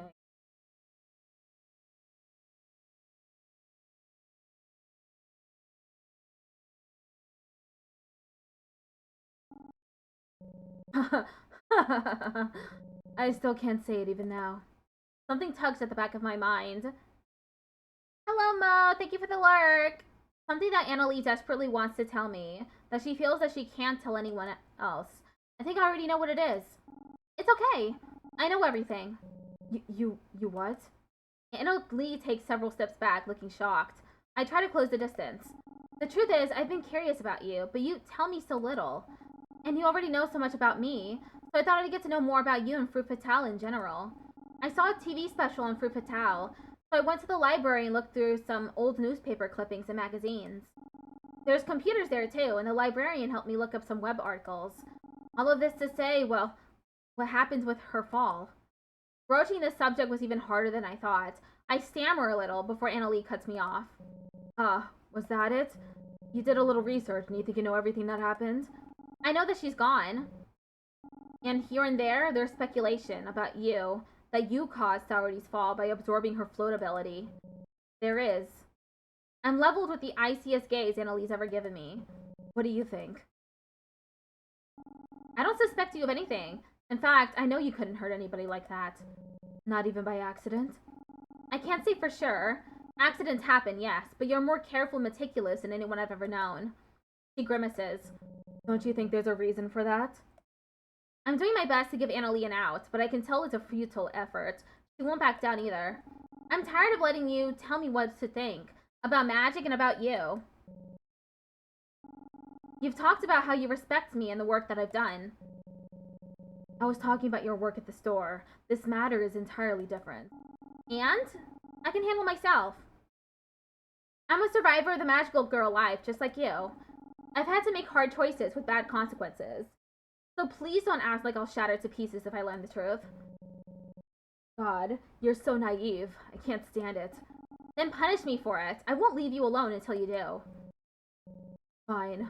I'll tell you a story then. Specifically, the story of Avocado Anna of Fruit Fatale. She was pathetically weak at first. So weak, she didn't think there was anything special to her at all. Not until another magical girl, Strawberry Saudi, taught her the ropes. She told Anna there was something extraordinary about her, that she could help save people. When confronted by her enemies, Anna could drain them of their energy. That power was stored back into her, which she could then disperse into whatever vessel she liked. After every narrow victory, she got stronger. Little by little, she developed the potency of her magic, like honing a blade. One day, she realized, she really tried, she could even bring regular humans to their knees. I try hard not to think about recent events, the loss of our magical power and the non-magical people around us. Avocado Anna's powers had improved significantly, but she was too cowardly to ever use them to their fullest extent. And comparatively, her progress was nothing next to Saudi's. Saudi was Fruit Fatale's guiding light. She was first to receive magical powers, and the strongest by far. She knew everything there was to being a magical girl, because it was what she had always dreamed of becoming. And like the rest of the group, her powers had enhanced, although it's more accurate to say that they evolved. Evolved? But I've never heard of something like that. Saudi began to develop powers beyond just the simple ability to float. Magic that she didn't want or ask for. Anna would be surprised with a new out-of-control ability from Saudi every week, and soon it was every day. She would accidentally break open doors or set random things ablaze. It was more than just stress. The total of being so unpredictable, so powerful, tore Saudi apart. I start to feel a little sick. This story can't be real, can it? You're looking a little pale, Starlight, but now that you've started this, you need to hear me out until the end. The other members of the group, Bree and Marina, got scared. They'd wonder, what if Saudi really lost control? What if the same thing happens to the rest of the Fruit Fatale members? They called for a group intervention at their usual meeting place, the dessert cafe they would frequent after school. Annalie's hands ball up into fists, tightly shaking. Bree insisted it must be the work of some evil villain they were unaware of. that such monstrous powers couldn't possibly come from Saudi. Marina just cowered. She'd startle every time Saudi accidentally broke something and had begun to avoid her at school. They talked about it for hours, trying to come up with a possible solution, until somehow, somewhere along the line, fingers were pointed. Couldn't someone have been more observant about what was going on and stop this? Who introduced them to magic in the first place? Isn't there someone to blame? The whole time they argued, Saudi could never meet their eyes, but she kept that small, nervous smile on her face, no matter how much they questioned her.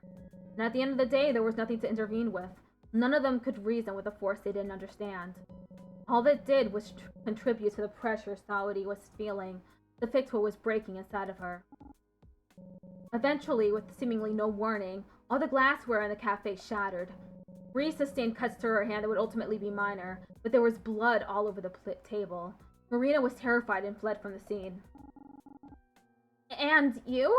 What happened to Anna? I didn't do anything. There was nothing I could do or say to fix the damage that had been done, so... Saudi walked home by herself that day. And that night, after working hours, there was a large eruption inside the cafe. The interior of the building was engulfed in a blast of flames and completely collapsed after several minutes. But how? There's no way. That cafe was their haven, one of the few places they felt safe in. A home for dreams and hopes for the future. Hold on, I just can't believe it. I mean, I would have heard about it. A magical girl destroying something like that. The general public chalked it up to a gas leak. After all, there were no identifying ties to magical activity. But the other Fru Fatale members knew the truth. The next morning, they confronted Saudi again at the rooftop of Ruby Prep. That's when...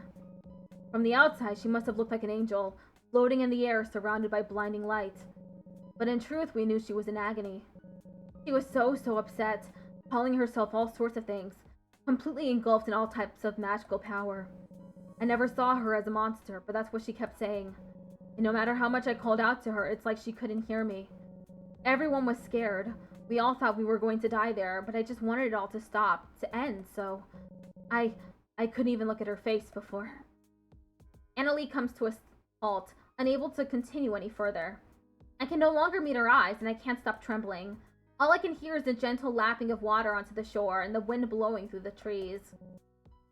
I've never told anyone, you know, about any of this. And looking at your expression, I'm glad I haven't until now. You look terrified. Annalie's voice cracks a little at the end. I want desperately to prove her wrong, that I'm not scared and that I understand her side of the story, but I'm frozen in place. Magic isn't all that is chalked up to be, isn't it?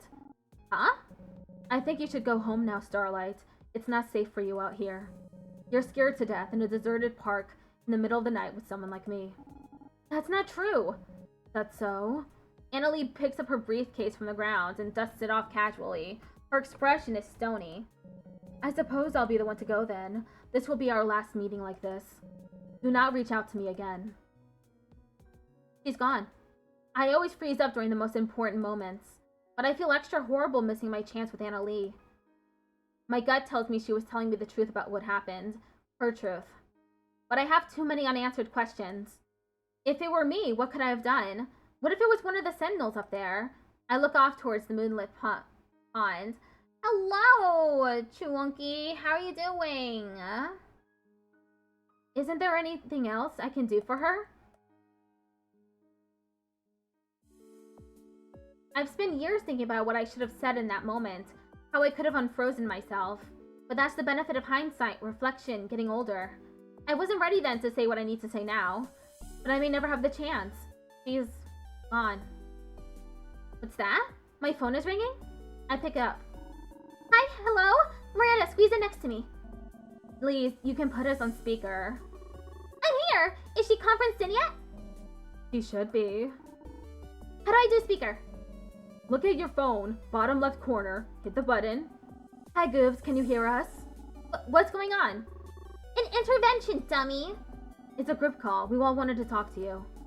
Oh, why? What's going on? Well, when you got coffee with Miranda and I the other day, you were a little... Totally out of it. And when you came by the Golden Glove, I could tell your mind was in the past. I mean, that happens, right? Just some ordinary, non-magically induced 30-something nostalgia. We all know you're still hung up on Annalie. Ada! So tactful. I mean, it's totally natural. It's New Year's Eve, 10 years ago today. So let's get to it. Goobs, you need to find Annalie and tell her off. That's not what we agreed to say. Goobs, we want to help you find her. And maybe see if she's got any other evil schemes going. Or maybe she's changed. I bet she's gotten even more beautiful. You're also sweet. I have been thinking a lot about trying to find her, but I have no idea where to start. I tried looking on the Facebook. It's just Facebook now. But she's not there. I don't think she wants to advertise where she's been. Oh, princess. You still haven't gotten any better with the internet, have you? I'm fine with the internet. It's just not fine with me. I have a little treat for you. Check your texts. Are you serious? Is this for real? It seems so. I know I trust KJ's sleuthing. It's worth a shot, isn't it? You should go. If only to tell her I'm still mad at how she used me. Do you want to take my camera? They're so small these days. You can go undercover. Honey, I think she wants to go as herself to talk it out with Annalie. Alright, but you could take my camera and I could give you an earpiece and... I think we should let them have privacy. Well, that's no fun. I'm with Liz. You better tell us what happens. We don't even know if she's there. I mean, why would she be there of all places? Are you doubting KJ's master hacking abilities? She'll be there. You don't know how much this means to me. Only a few hours until the place closes for New Year's Eve. You should hit the whole road. Good luck. Don't hold back. Be safe. And we're here for you no matter what happens. My sentinels, always having my back even after all these years. I love them so much. This address, of course it is. It was under my nose this whole time. Well, I have a bit of a drive ahead of me, but to understand everything, you need to see what really happened on that final day. December 31st, 1999. New Year's Eve. The past few days have been a blur. After I got back from meeting Annalie, the Sentinels called me to tell me the news from Lee's and KJ's break-in at the Glamour Pop headquarters. As it turns out, they're sure Annalie's our culprit regarding the magic disappearing. Not only is she stealing our powers, but she's plotting something big and villainous too. They were hesitant to give me all the details. They knew something was up. I had no choice but to lay my cards on the table. I've been seeing Annalie on the side. Okay, not the most accurate phrasing. That definitely earned me some weird looks from one half of the table, and Ada and KJ yelling at the other end. At least my actions achieved a little solidarity between them for the first time ever. I skipped out on the nitty-gritty details about Strawberry Saudi to save myself and Annalie from having even more group scrutiny. That was all I could handle that night. They asked me to call a meeting to discuss what we could do. That was days ago. I hear my phone ringing every once in a while, but I don't know if I can gather up the courage to even leave my room. I froze with Annalie and I was freezing up now. I'm letting everyone down, but I just can't. Alistair stares next to me, his head turning towards the front door. Huh? Miranda? And Ada? And Jackie? Boobs! So you were home. Why haven't you been answering our calls? Told you, Goobs totally holds up at home when she gets depressed. Just realized their pants are ripped when they're older? Yeah. Have those ripped up jeans.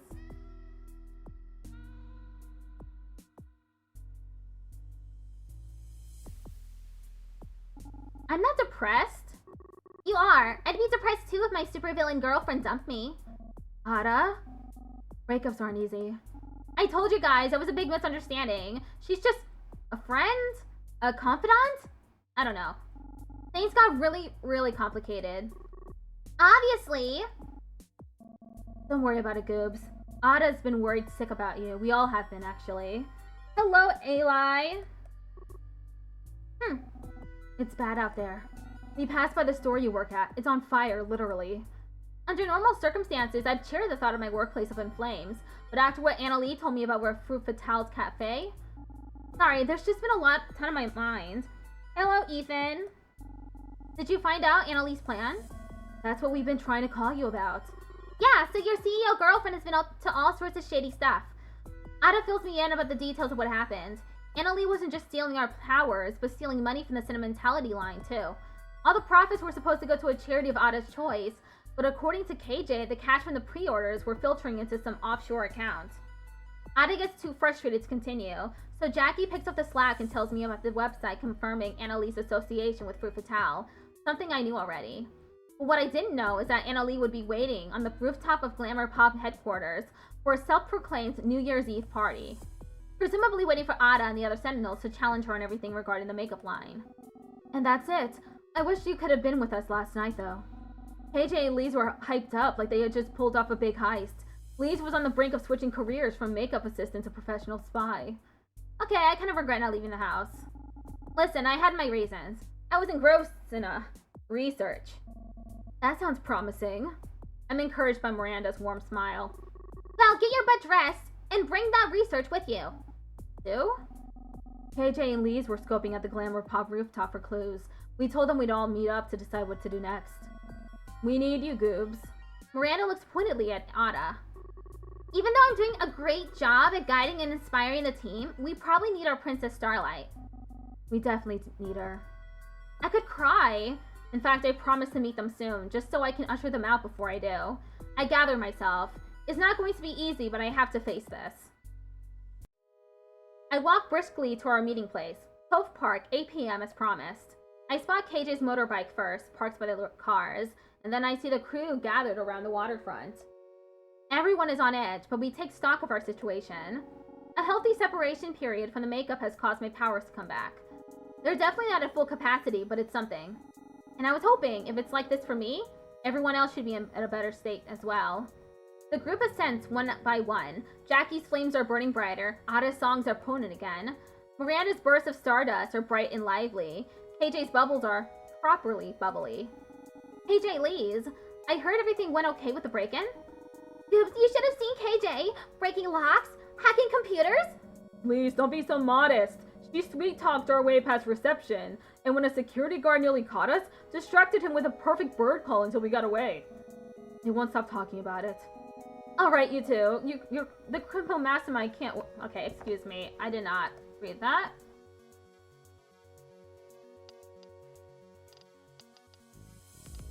Okay, it's quiet for a moment. I didn't read that correctly. What are we going to do about Annalie? Ada raises her hand first, looking determined. I say we destroy her. Straight up. Everyone looks at Ada. Ada, I don't think Goops loves that plan. What choice do we have? Seriously, Bouillon? I never said kill her. Just render her completely incapable of doing anything anywhere ever again. Anyways, what does the rest of the group think? Honestly, I don't see any way around it. We have to fight her. Annalise caused too much trouble for the world already. We should follow our tried and true path. No matter what we do, we have to expose her for the harm she's caused. They all turn back to me uneasy. I'm shaking. How can I just turn up and fight her? Isn't there another way? Maybe we can keep from fighting. Didn't you say you had some research, Goobs? Oh god, I'm going to start sweating. They're all looking to me to lead, and I should. But I can't seem to face it. I distract myself gathering my research. I accidentally drop my bag. Newspapers, magazines, even website printouts are scattered all over. The team runs to gather the pieces. This is what I've been working on. Mostly regarding Fruit Fatale, but also whatever I could find on magical girl history in general. I've been getting better at navigating the internet lately. Do you guys know what forums are? They're like community bulletins, I guess. Out of the corner of my eye, I spot Miranda carefully toeing around the papers on the ground. And I found this really weird one about magical girls, but it had a lot of helpful picture resources. Hey Goobs, can I take a closer look at this? I nod, and Miranda gingerly picks up an old photo of Fruit Fatale together.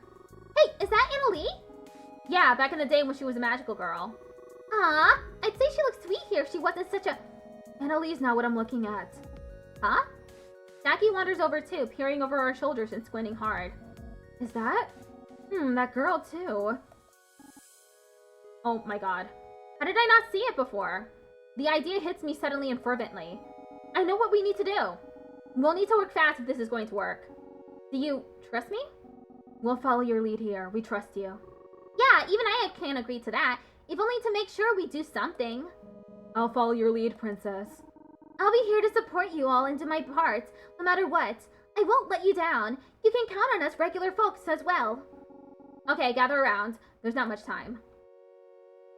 I climbed the stairway of Glamour Pop's headquarters up to the roof level. Just as we predicted, there was no sign of any New Year's Eve party like Annalie had told Ada. Even security had been sent home, so KJ had to pick some locks. I know this might sound weird, but can you guys trust me to handle this on my own? There's some pushback, mostly clamor about staying together and how it would be safer. But I stick to my guns and promise to call the Sentinels for backup if need be. Eventually, I reach the top and push open the door to find... In the distance, I see a dark figure standing by the edge. They turn around after the stairway door slams closed. Annalie! Boobs. I knew you were stubborn, but I had hoped you wouldn't continue to pester me after everything that's happened. Pester you? I'm here to stop you. Be honest with me, for once. You're not just planning to resign from Glamour Pop, you're stealing money and trying to escape to God knows where while this entire city burns. Don't say I didn't warn you. Best to keep your distance like you did in the park. I'm capable of even worse. Thank you for the lurk, Lilith. You're being unfair. I barely had a moment to process before you walked away, and this conversation is far from over. Start with telling me why. I deserve that at least. Why use the Sentinels like this? Why throw our home into chaos? Hello, Riley. How are you doing today? Annalie's eyes glaze over for a moment as if lost in a memory. An eerie look, and yet somehow familiar. I thought that you would understand of all people. All I can do is remember the glory days. The days where I tried my best to follow Sawaddy's lead, and use my magic for the sake of others. But when I try to move on, I can't stand the life I've been given. For people like us, there is no life after magic. Before she can continue, the rooftop door swings open behind me. I turn around to see... Two women run up to us from the doorway. One, blonde and imposing, looks absolutely furious at Annalie. Oi, Anna! That's enough! I'm sick of listening in on this mopey bullshit! Boobs, I hope we didn't scare you. Not at all. Rather, I'm glad to see you both made it in time. Why are you two here? How could you have known? I've got the Sentinels to thank, actually. I explained that Miranda was the first to notice a young Muscat Marina looking strikingly familiar to Miss Violet, our teacher at Emerald High. Similarly, Jackie's eye drifted to Banana Brie, who looked suspiciously like a frequenter of the Golden Glove. This city is far too small. And you're trying to burn it down, if my dear former students are to be believed. Listen, Anna, Marina and I can't stand to hear you crying about how you have no reason to stay in Diamond Cove, and that there's no future for people like us. You and Saudi weren't the only members of Fru Fatale. I've tried for years to get in contact with you. We thought you didn't want to talk to us. And maybe that's still true, but we're here anyways. There's nothing to talk about. Annalie cocks her head slightly. Or don't tell me, you'd like to play catch-up with Sawaddy's killer? Rhea and Marina draw back, looking aghast. Something tells me this isn't where they were hoping to steer their conversation.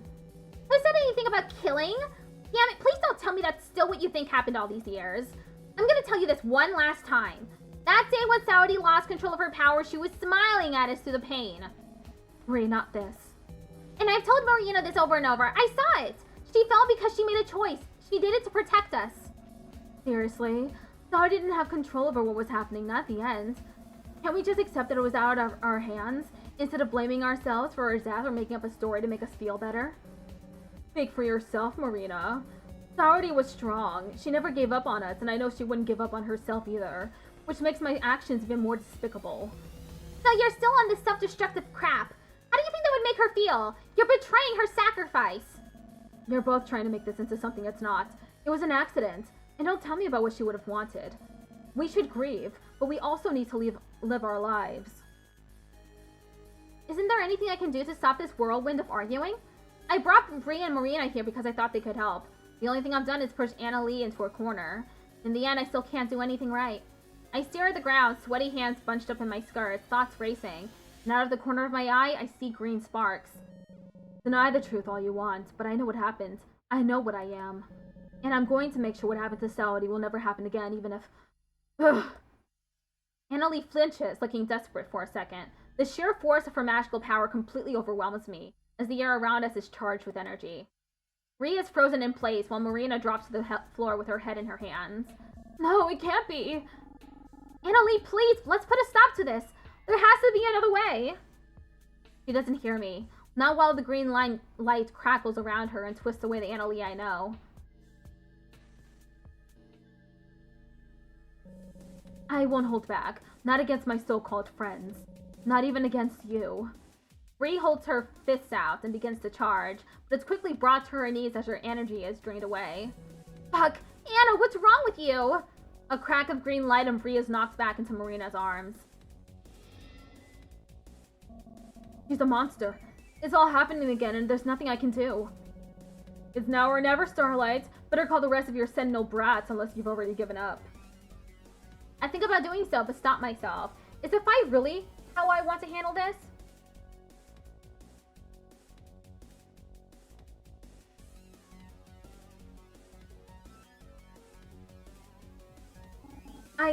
I won't.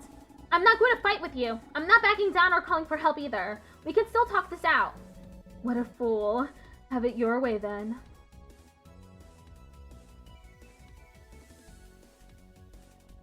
This isn't you. Please, you don't have to do this. I know that you've never wanted to hurt anybody. Oh, and how can you claim that so definitively?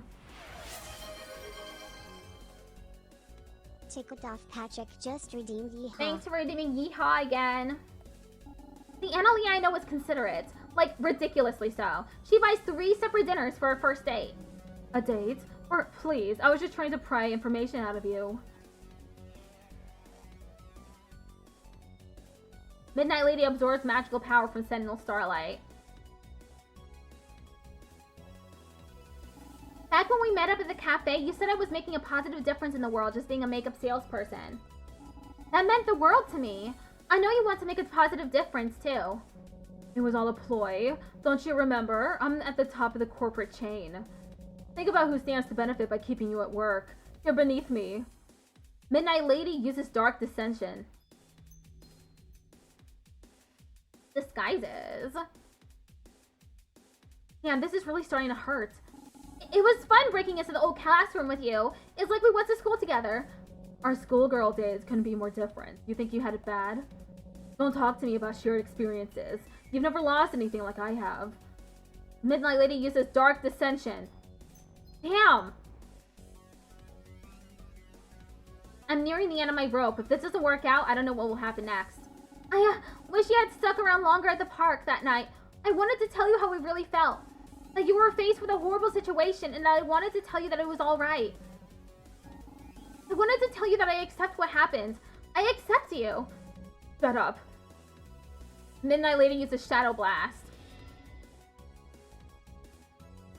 I'm completely at my limit, but somehow I'm still standing.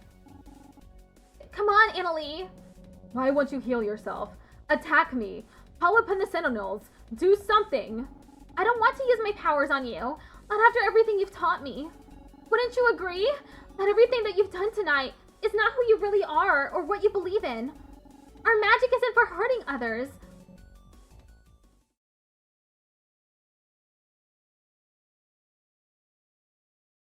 I totally blacked out there, but somehow I'm not on the ground. Oops, wake up. Annalie is holding me? Her arms are wrapped around me, keeping me from crumpling to the floor. Please wake up. Just 5 more minutes. Annalie.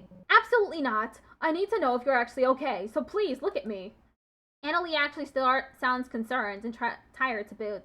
She's shaking me, which doesn't make for the romantic embrace that I might have hoped for a week ago, but I'm still okay with it. Fine, fine. You've got me awake. Looks like you've gone back to normal. Hello, the femboy furry. How are you doing? Your little martyr act was completely idiotic. What were you thinking? But it made me realize something. I don't think I can stomach cutting down another person that's important to me. I'm important to her? I bask in that for a moment, until I realize we're not the only 2 on the rooftop. Holy shit, Hannah, that was absolutely horrifying and traumatic on so many levels. I know, I'm sorry, I really am. The truth is, I care about you both. I stayed away because I was afraid I could hurt you somehow, and I ended up doing exactly that. But I don't expect that I can reconcile with you all about what really happened with Saudi. To be frank, seeing you all again pushed me over the brink. I looked over to Bree and Marina, expecting sadness or anger, but now you're actually talking to us, Lena. I haven't heard you say anything that genuine in a long time. I appreciate it. Seriously, we want to be in your life. You're right. Honestly, you're both too good to be around someone like me. Oh my god, please shut up! You've been a complete pain in the ass tonight, but you're like a sister to me. A stuck-up prissy, estranged for years and years idiot of a sister. Bree grabs Annalie by the shoulder and starts jostling her around. Annalie has gone completely red in the face, but she doesn't look as angry as usual. Hello, War Merrick. Get off me. I have very important things to do right now, I'll have you know. Marina steps forward after Bree lets go, gracefully taking hold of Annalie's hands. While I can't exactly give proof of what's happened here today, in the end it doesn't matter that much to me, not when I've missed you so much. Remember all the conversations we would have together? Sometimes little, sometimes deep. The girlhood camaraderie? We can start over and do it again if that's what you'd like. I've missed you too, Marina. Your kindness and wisdom is something I've clearly needed in the past few years. I give them their moment until Annalie breaks apart and marches away with a serious expression. Clear the roof and go inform the incidental members of the situation. I need to make some calls to deal with this situation. I need a few minutes alone. I perk up. Annalie's going to fix everything then? This whole time it's really been that easy? I nod and motion to leave with Marina and Bree. Stay put, Goobs. But your super secret phone calls? I need you here with me for the calls. After all the time I've spent with her, I've started to realize that Annalie's a horrible liar.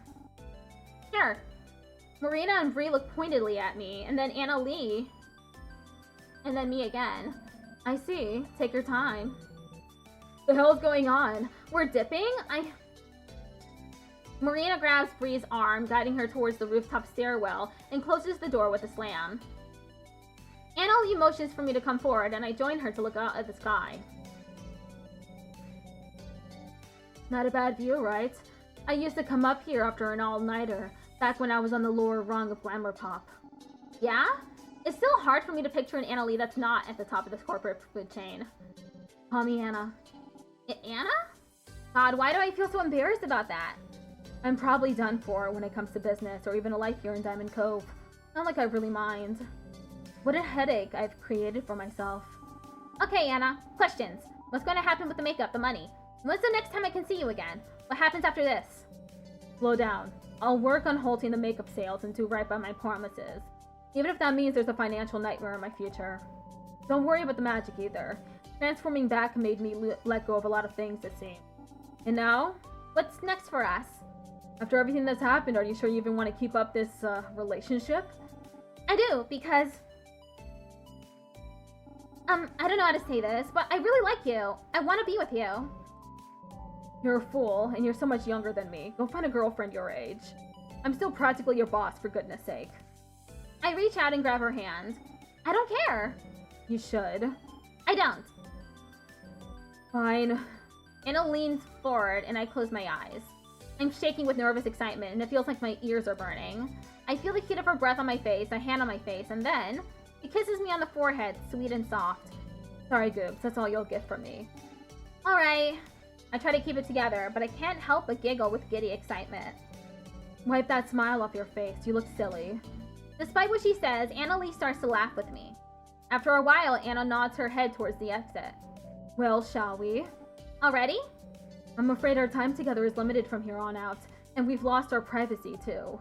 I glance back at the rooftop door, and I see a crowd of people peeking through the doorway. Oh no, it's the Sentinels. Even Alistair is there, staring at me wide-eyed. It seems your posse is eager to see you. Everyone seems curious about what's going on. Jackie still has her boxing gloves on, and Ada looks a little more than pissed. At least Miranda and KJ seem supportive, with Miranda smiling softly, and KJ grinning and giving me a thumbs up. Lise whips her camera away and hides it behind her back. Marina is gently clinging to Bree's arm, pulling her back to give the Sentinels some space. I practically skip towards them, full of relief, until I remember that I'm still recovering from a very, very thorough magical beatdown. My friends circle around me, supportive and concerned. I do my best to give them assurances about what happened, and that there's no need for a fight. Alistair talks to me for the first time in what feels like forever. I'm happy, even though he's totally chewing me out. It feels like I'm in the top of the world. My friends are here, I was able to bring my magic back, the city is saved, and I've saved the perpetrator too. Speaking of which, I'd like her to properly meet the Sentinels. We're going to make this right. I glance over to where Anna is standing. Or was standing. She's not there. Wait, where? I look around frantically. She must have just moved over. She's probably reuniting with Bree and Marina. But the two remaining members of Fruit Fatale look just as bewildered, scanning the rooftop and over the edge. There's this sinking feeling in the pit of my stomach. I get the feeling I'm not going to see Anna again for a very long time. And the realization that I could never single-handedly solve her problems. It was never ever going to be that easy.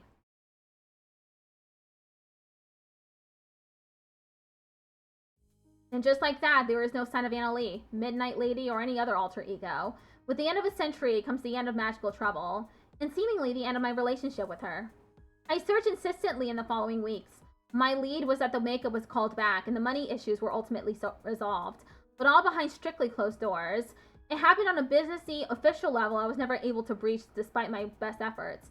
And so, time stretches on into months and even years. Things change for me. I decide to move on and to focus on my career. I leverage my extensive makeup knowledge to formulate an entirely new brand of products. It's a leap of faith, but it works out, despite the ups and downs of business. I can't say she didn't warn me about that. I take on new experiences. I have new relationships that are fun but fleeting. My body changes, but I'm a lot happier and healthier. This time, I stay in proper contact with my friends. The best part is watching them grow alongside me, and I cheer when I see them thriving. But all the while, I can't help but stop and look back on what could have been. So that's why I go. December 31st, 2009. It's a nice cafe, tucked away in a small town, but it seems like a friendly place. There's an elegance to the decor, simple but an eye toward beautiful craftsmanship. I only showed up 10 minutes before closing time, and I walk in as the last customers walk out. There's no one behind the counter, so I stand nervously looking at the menu. It's a no-frills kind of place. Fine coffee from around the world, nice teas, delicious-looking pastries. If she's here, if she's really here, oh god, what have I driven all this way for? What if she hates me? What if she's put all this behind her? No, I have important things to say to her. Unanswered questions, unavoidable feelings. What if she doesn't want to speak to me? What if the curtain leading to the back is pushed aside? It's unmistakably her. Her look has softened. She has an apron on her and glasses that frame her face nicely. She looks up at me. You caught me right before closing. What'll it be? She sees my face and stops short. Her shock is replaced with a short laugh. My fine establishment does not serve such nonsense. Sit down and I'll get you something better. She gets right to work on my drink. I sit down on a comfy table nearby and watch her move around with grace and expertise. It's a quiet moment, enough for us both to gather our thoughts. Then she sits down opposite me with a drink of her own and a scone. Since you always love sweets. She hesitates. She even looks nervous. Starlight. Oops. I know I left suddenly. I can't say I haven't thought about what I might say if you stepped through my door one day. There's a lot I want to say too. Got New Year's Eve plans? In fact, I do. Oh crap, a holiday. What a terrible time to come digging up the past. I should go. I see your face. I meant I had plans with you. Talking over a pastry and a nice warm drink. Oh! I gather up my courage for a long, honest conversation that'll last into the night. About everything I felt before, where she's been, everything I'm feeling now, and what she's feeling too. I don't know what's going to happen or what she's been through. I don't know how I'll feel after our conversation. But I do know, this is exactly where I need to spend this New Year's Eve. Don't get shy on me now, Goobs. Where should we start? Coffee shop AU. The start of something new? Cute.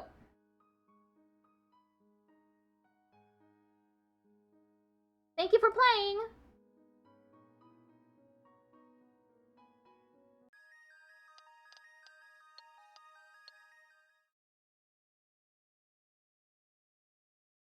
Okay, I'm restarting, but from the main story. I'll finish this, on my next... Let's see. What is it?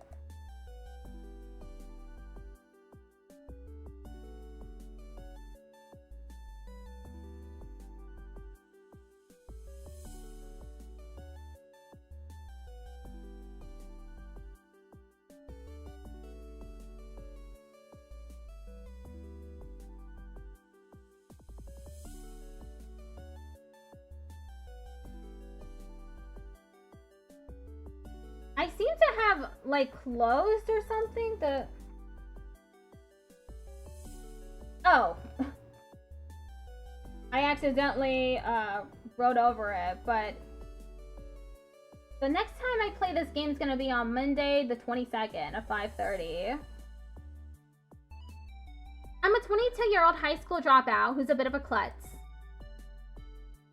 My blood type is O, my star sign is Libra, and in some days I wish I didn't save the world. I should probably provide some context for that, huh? See, a few years ago, my best friends and I were fighting the forces of darkness almost every week. We were the Sentinels of Justice, and I was their leader, Princess Sentinel Starlight. We saved humanity more times than I can remember. You could say we were a big deal. Except we were all still in high school, so we had to keep our identity secret. And after many years, battling countless foes, we finally defeated the demon queen Azraela. Our long war was finally over. And that's the worst part. It was all over, all of it. In a few short months, the Sentinels went our separate ways.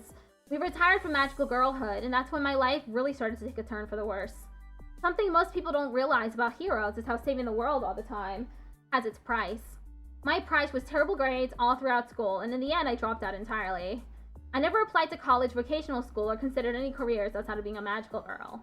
I didn't even have time to think about it. Turns out, saving the world from doom about once a week for 5 years isn't something you can put on your resume. My life peaked at 15. Now, I'm grinding away at a dead-end job at a makeup store to try and make rent.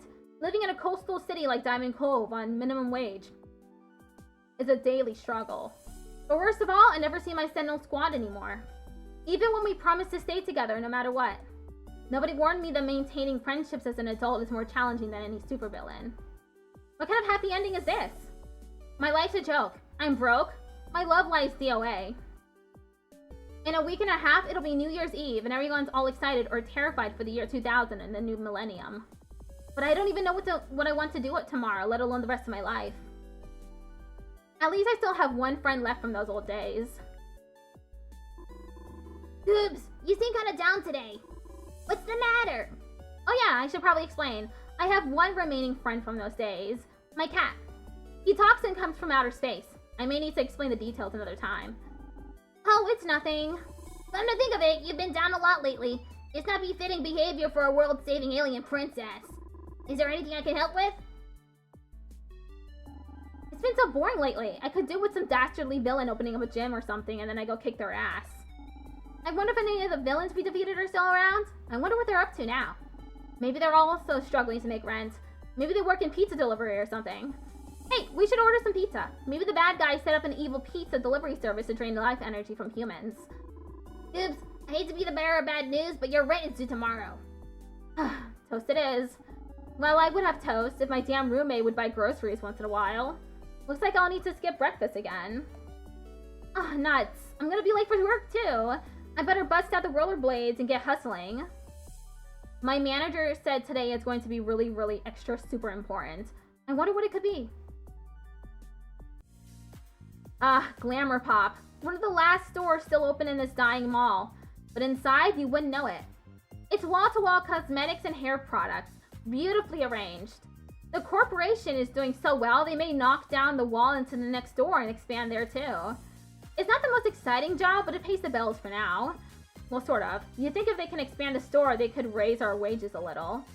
But at least I made a friend here, which makes it more bearable. Lise is my co-worker, but it's more accurate to say she's my work wife. Even if the week is a total crapshoot, at least somebody here has my back. She's my first real friend who isn't also a magical girl, and she knows nothing about my past. It's sort of refreshing. Lise is funny, passionate about the environment, there when I need her, steady is basically my rock. She's also hiding behind the counter hyperventilating. Why are there so many people here? It's not that many. Okay, wait, it is kind of a lot.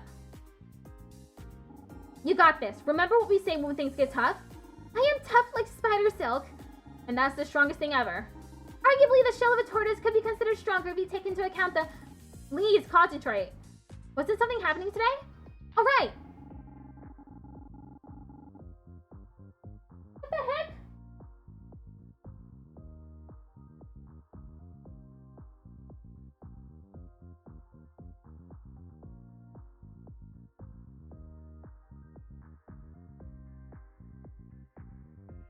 TikTok is taking down my my live stream again.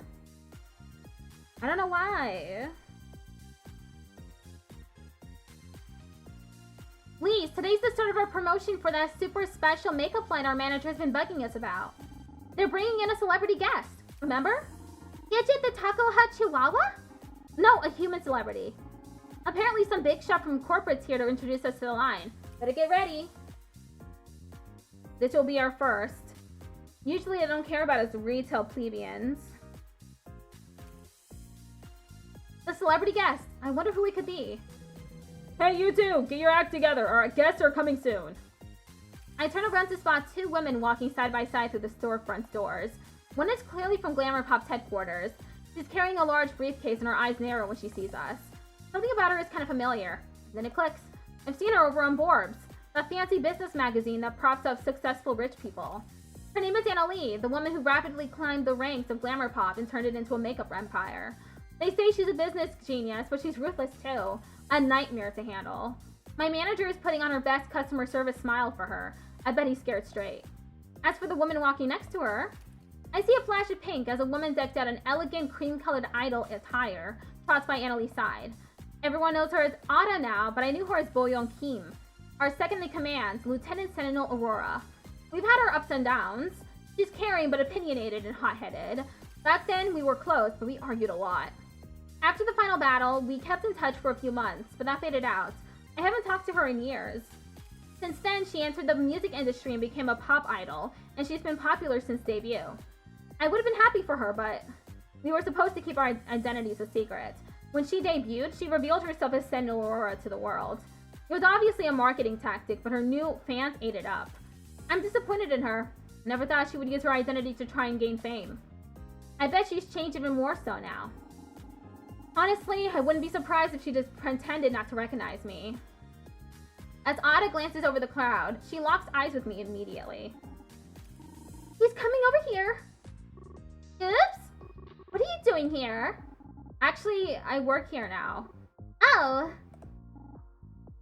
Ada fiddles with her necklace, which I recognize as her Sentinel ring. We each have one and is the source of all our magical powers. She still wears it after all these years, huh? The silence hangs in the air and the atmosphere is awkward. It's been so long that I'm not sure what to say.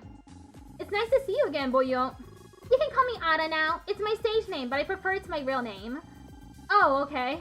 Got it. No problem. So what have you been up to lately? I haven't heard from you in ages. Ada, well, it's nice you reunited with your, friend. Why don't we get down to business? Everyone else is waiting for us, after all. Right, sorry. I'm ready when you are. Anna Lee claps her hands and everybody in the store stands at attention. Glamour Pop is proud to announce the greatest, most ambitious launch in our company's history. Anna Lee lays down her briefcase on one of the empty tables. She opens it up to reveal a trove of plastic sample bags full of packaged makeup. From what I can see, everything looks cute and colorful, with star and ring motifs, just what I like. The color coding reminds me a lot of the Sentinels, actually. We'll be doing our first ever Magical Girl themed makeup release, using the iconic imagery of Diamond Coat's very own Super Sentinels. What? Anna Lee continues on explaining the specifics of this so-called collaboration while my mind reels. I shoot Ada a pointed look. How could she have let this happen? First she uses the Sentinel to pave her way to fame, and now she's allowing our image to be used for marketing makeup products? As a former member of the Sentinels, I'm so excited to share our history with all of Glamour Pop's customers. Please support the new line. He must be joking, right? Or is this some crazy dream that I have to wake up from? I pinch myself. Nope, this is happening. Ada, this is such an interesting concept, one that I would have loved to hear about ahead of time.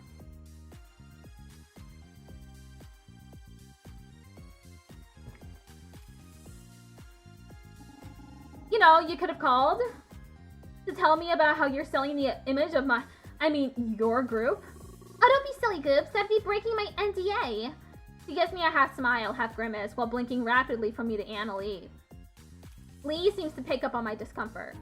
Why magical girls, though? They say they're always saving the Earth, but when I see them fight, it's just magical people fighting magical villains. The nature and regular people pay the price of their collateral damage. Couldn't they use their powers for more pressing issues?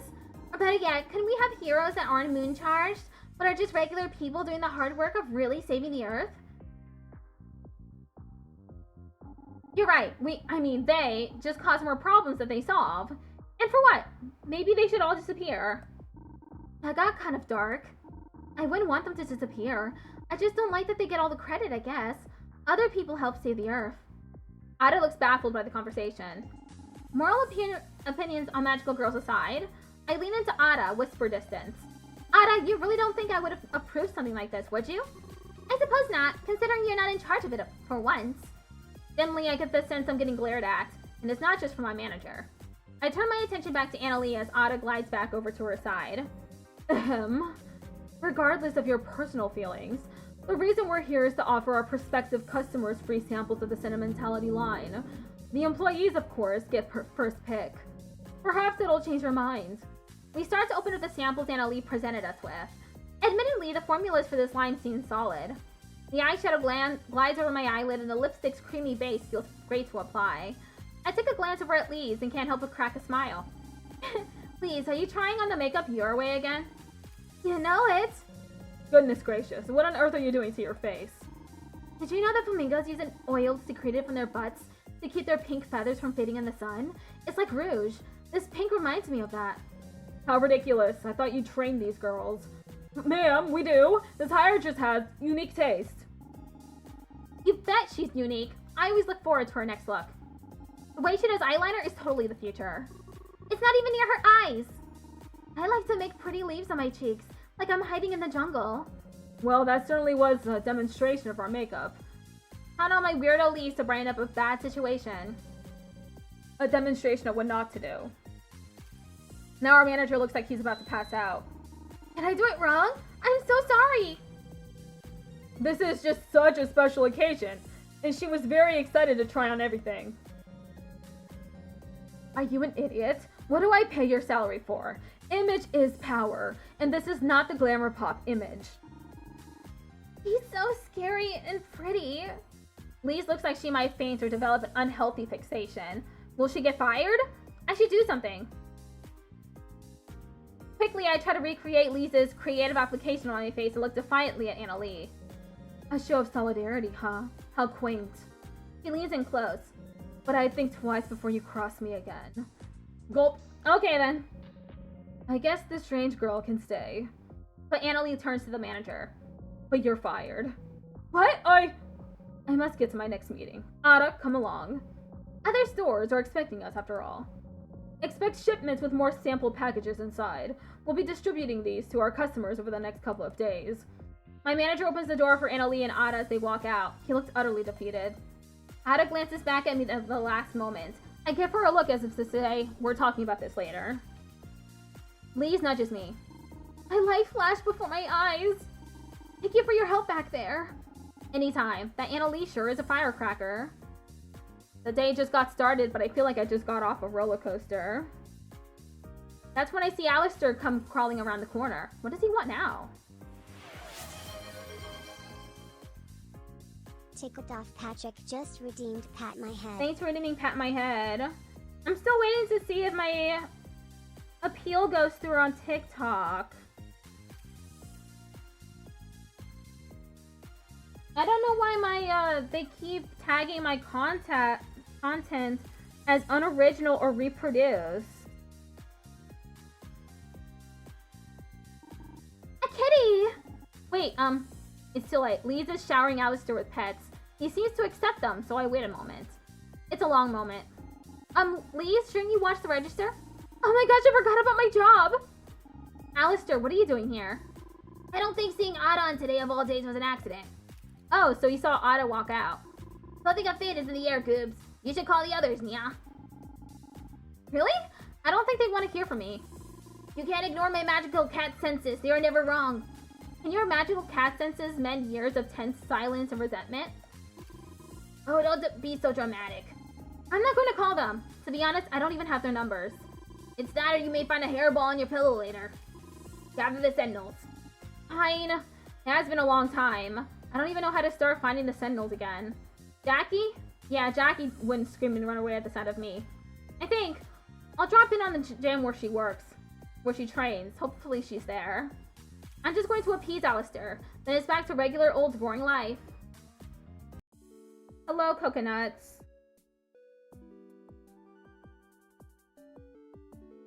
After making it home, I feed Alistair an early dinner and touch up my makeup before heading back out.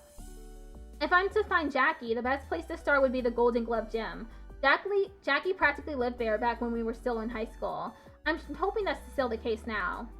I take the path I know the best, through Cove Park, and expect to be tied up with anxious feelings of doubt. But instead, something about the walk there begins stirring up old memories. Even though there were quite a few changes, the path remains largely the same, and I feel an odd comfort in that. Would Jackie be the same? Of course she would. What am I thinking? Even in the earliest days, before she even had her sentinel ring, she fought tooth and nail to become the woman she always knew she was. That never changed, even when her opponent was her own family. She had always been known what she wanted out of life, and we respected her for being so grounded. Grounded. Although there were definitely times she was more spaced out than me, still, she was still always there for us when we needed her the most.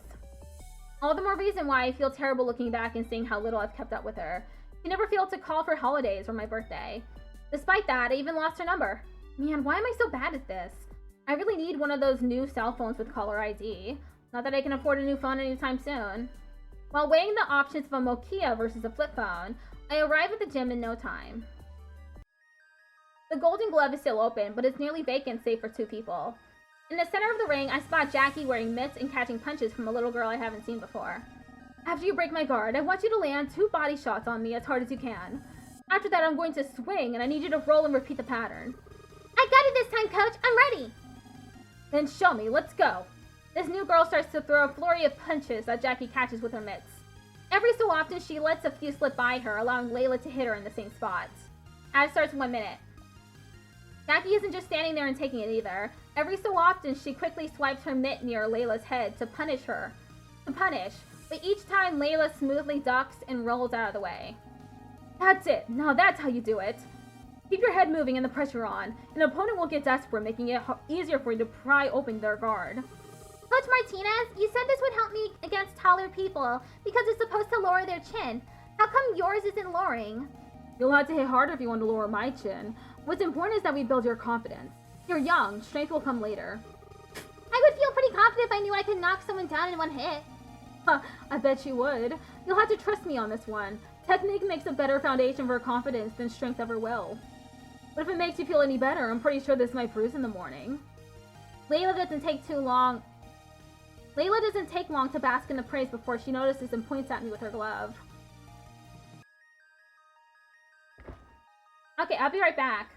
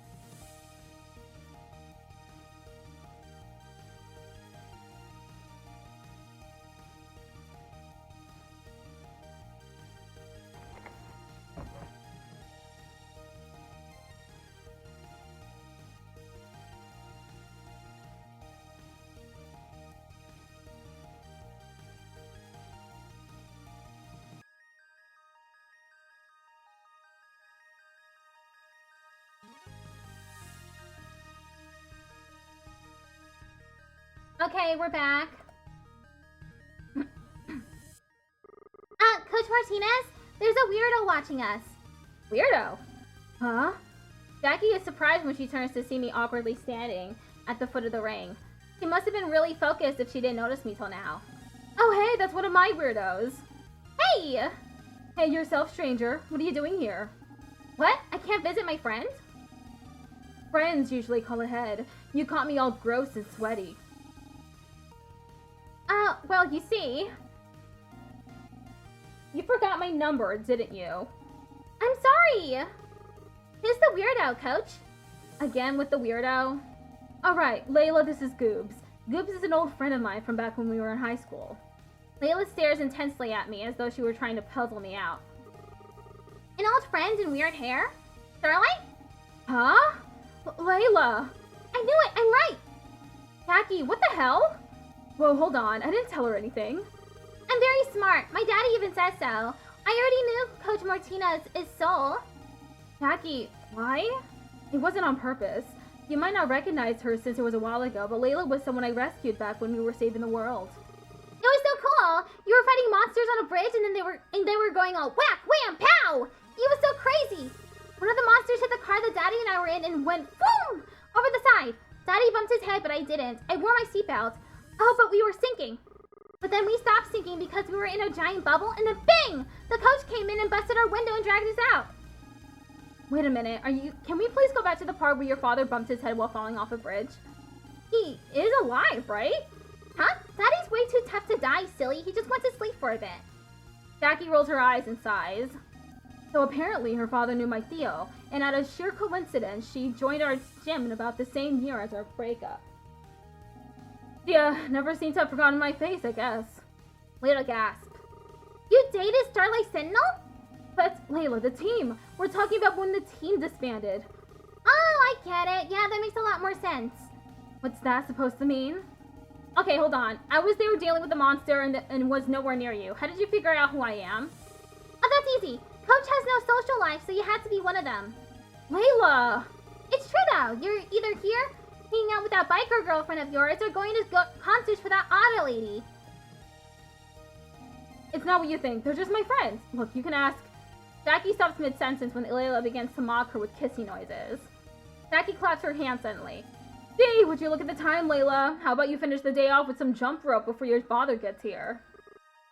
What? Hop to it. Layla nearly trips over herself as she runs off without question. She can be a handful, but she's got a good heart. Appeal not approved? I don't understand. Well, I'll finish off the stream, but I don't know how to get TikTok to stop restricting my live streams.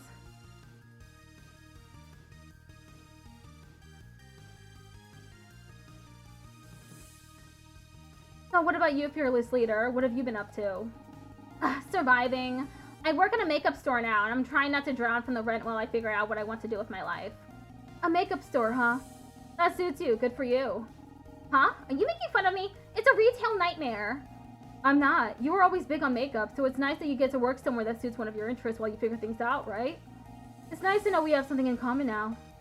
What do you mean? Don't worry about it. It's nothing. Are you... you know that kid packs more of a punch than I give her credit for. Say, how about one of those good old-fashioned Starlight patch-me-ups?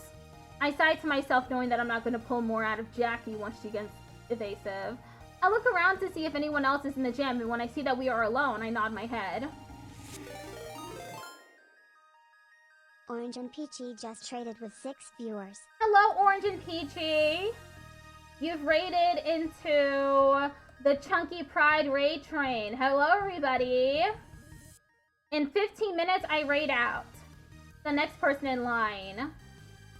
I'm Melody Wisp. I'm a variety streamer, VTuber, voice actor, and accessibility provider. Most days I stream video games. Currently I'm playing Silk Song, Metaphor Refantasio, and a game called Raito Remastered, The Mystery of the Soulless Army. Both of those two are Megami Tensei games. Happy Raid Train. Happy Raid Train to you too. Thank you for raiding in. And on Thursdays, I stream myself practicing stenography, if anyone's interested in that. Hello, Onks on screen. And of course, hello, Orange and Peachy. I'm currently playing a visual novel called Life After Magic. It's about retired magical girls who come back together because of something, because magic is disappearing. I played this a couple years ago when I first started streaming, but I never finished it. Alright, fine, show me where it hurts. Mostly the sides, here and here. I lower myself to get a good look and place my hand where she guides me. Jackie's breath hitches when she feels the touch. You love that? What a great concept. Absolutely, I think it's a great concept too. I forgot about this part. It used to tickle. I don't know how you could forget. I had to heal you more than anyone else on the team. Yeah, that's what happens when your confidence leads with strength and not technique. I see. I could make out the damage Jackie was referring to. It was subtle and still fresh, but I played the role of healer a lot. Now this takes me back. Noticing when something was come off came naturally after I had enough experience. I wonder what went wrong. Not that I don't appreciate your attention, but are you gonna start soon, or... Huh?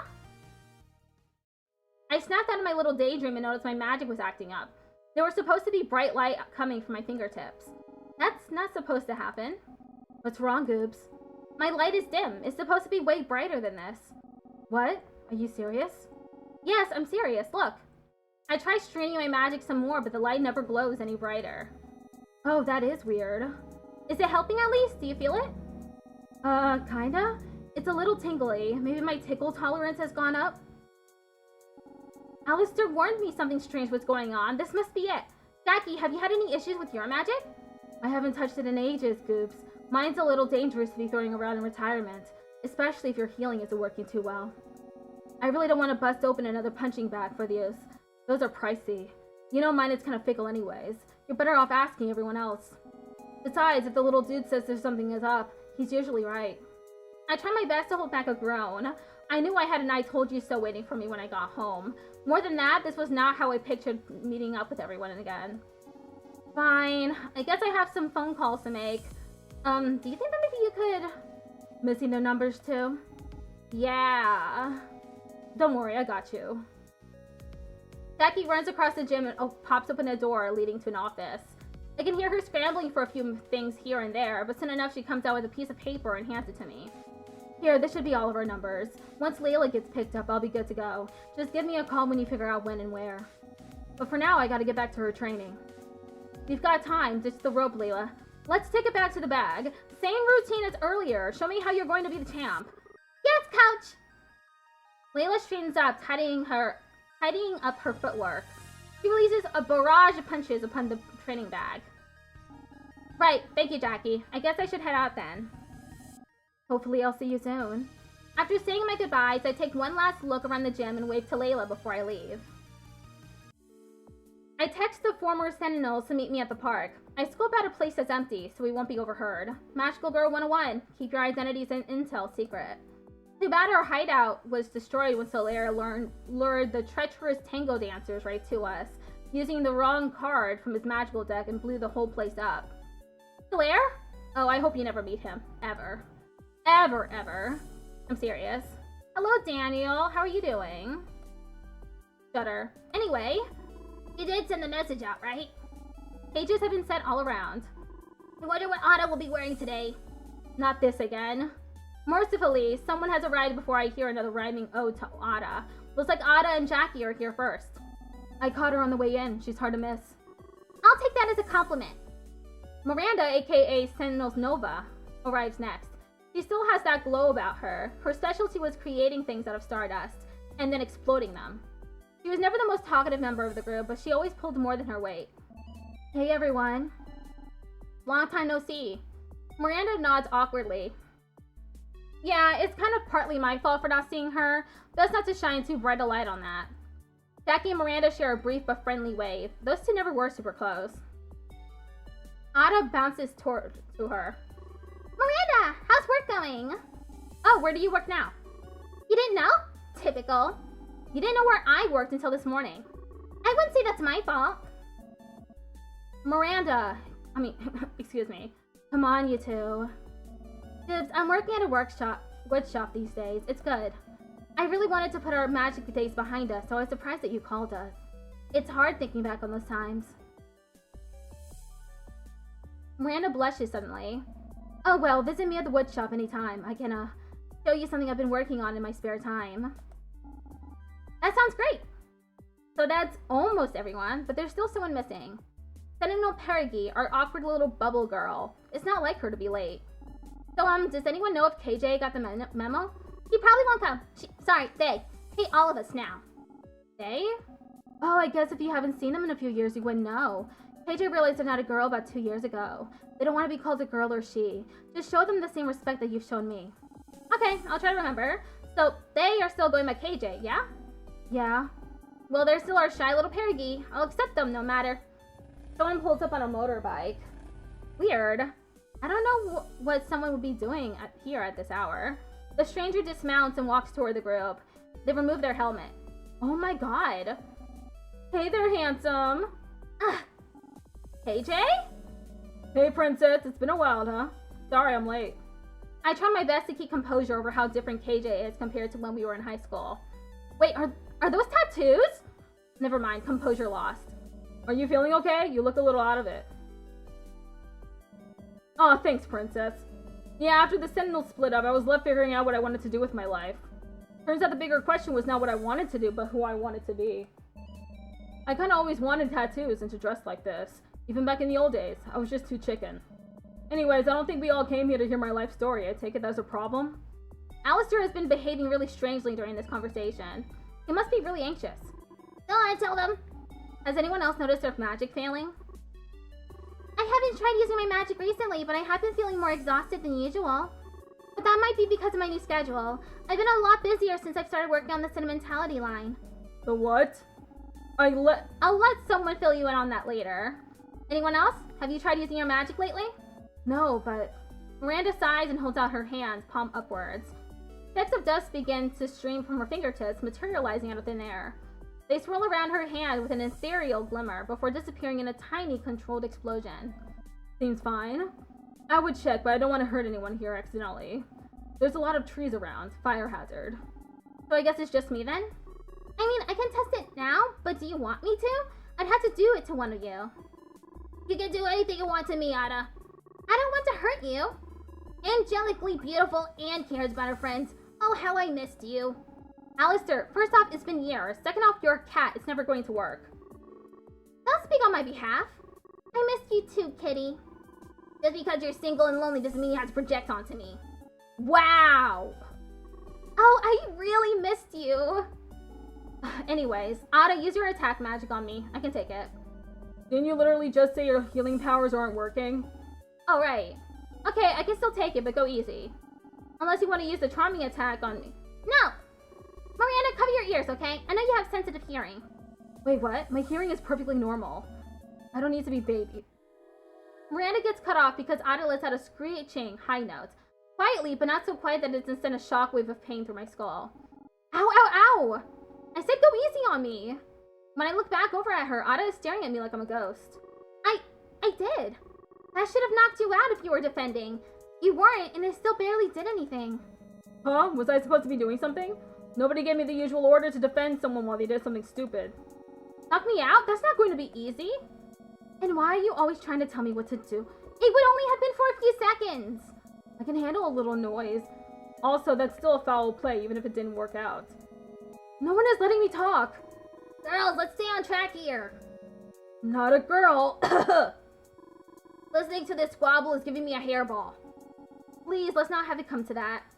Although it's better than him hucking one up at home. The point is, something is deeply wrong with magic. And if we keep fighting amongst each other, we'll never get to the bottom of this. The group looks around at each other, unsure. Alistair's right, but can we really work together when some of us has changed so much? And some of us haven't. I look at Ada and she raises her eyebrows back at me as if to ask what. Could this just be a fluke?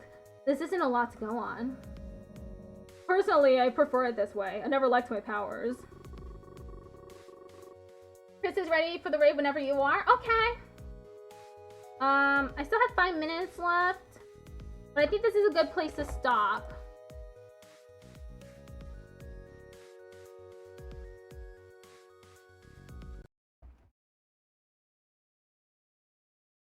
Let's raid out.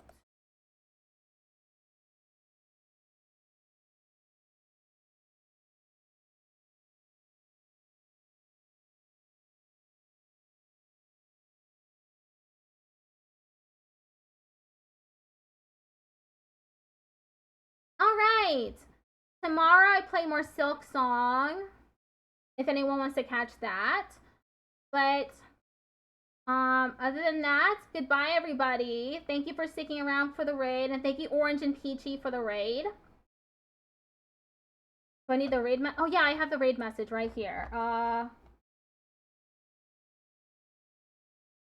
This is it, right?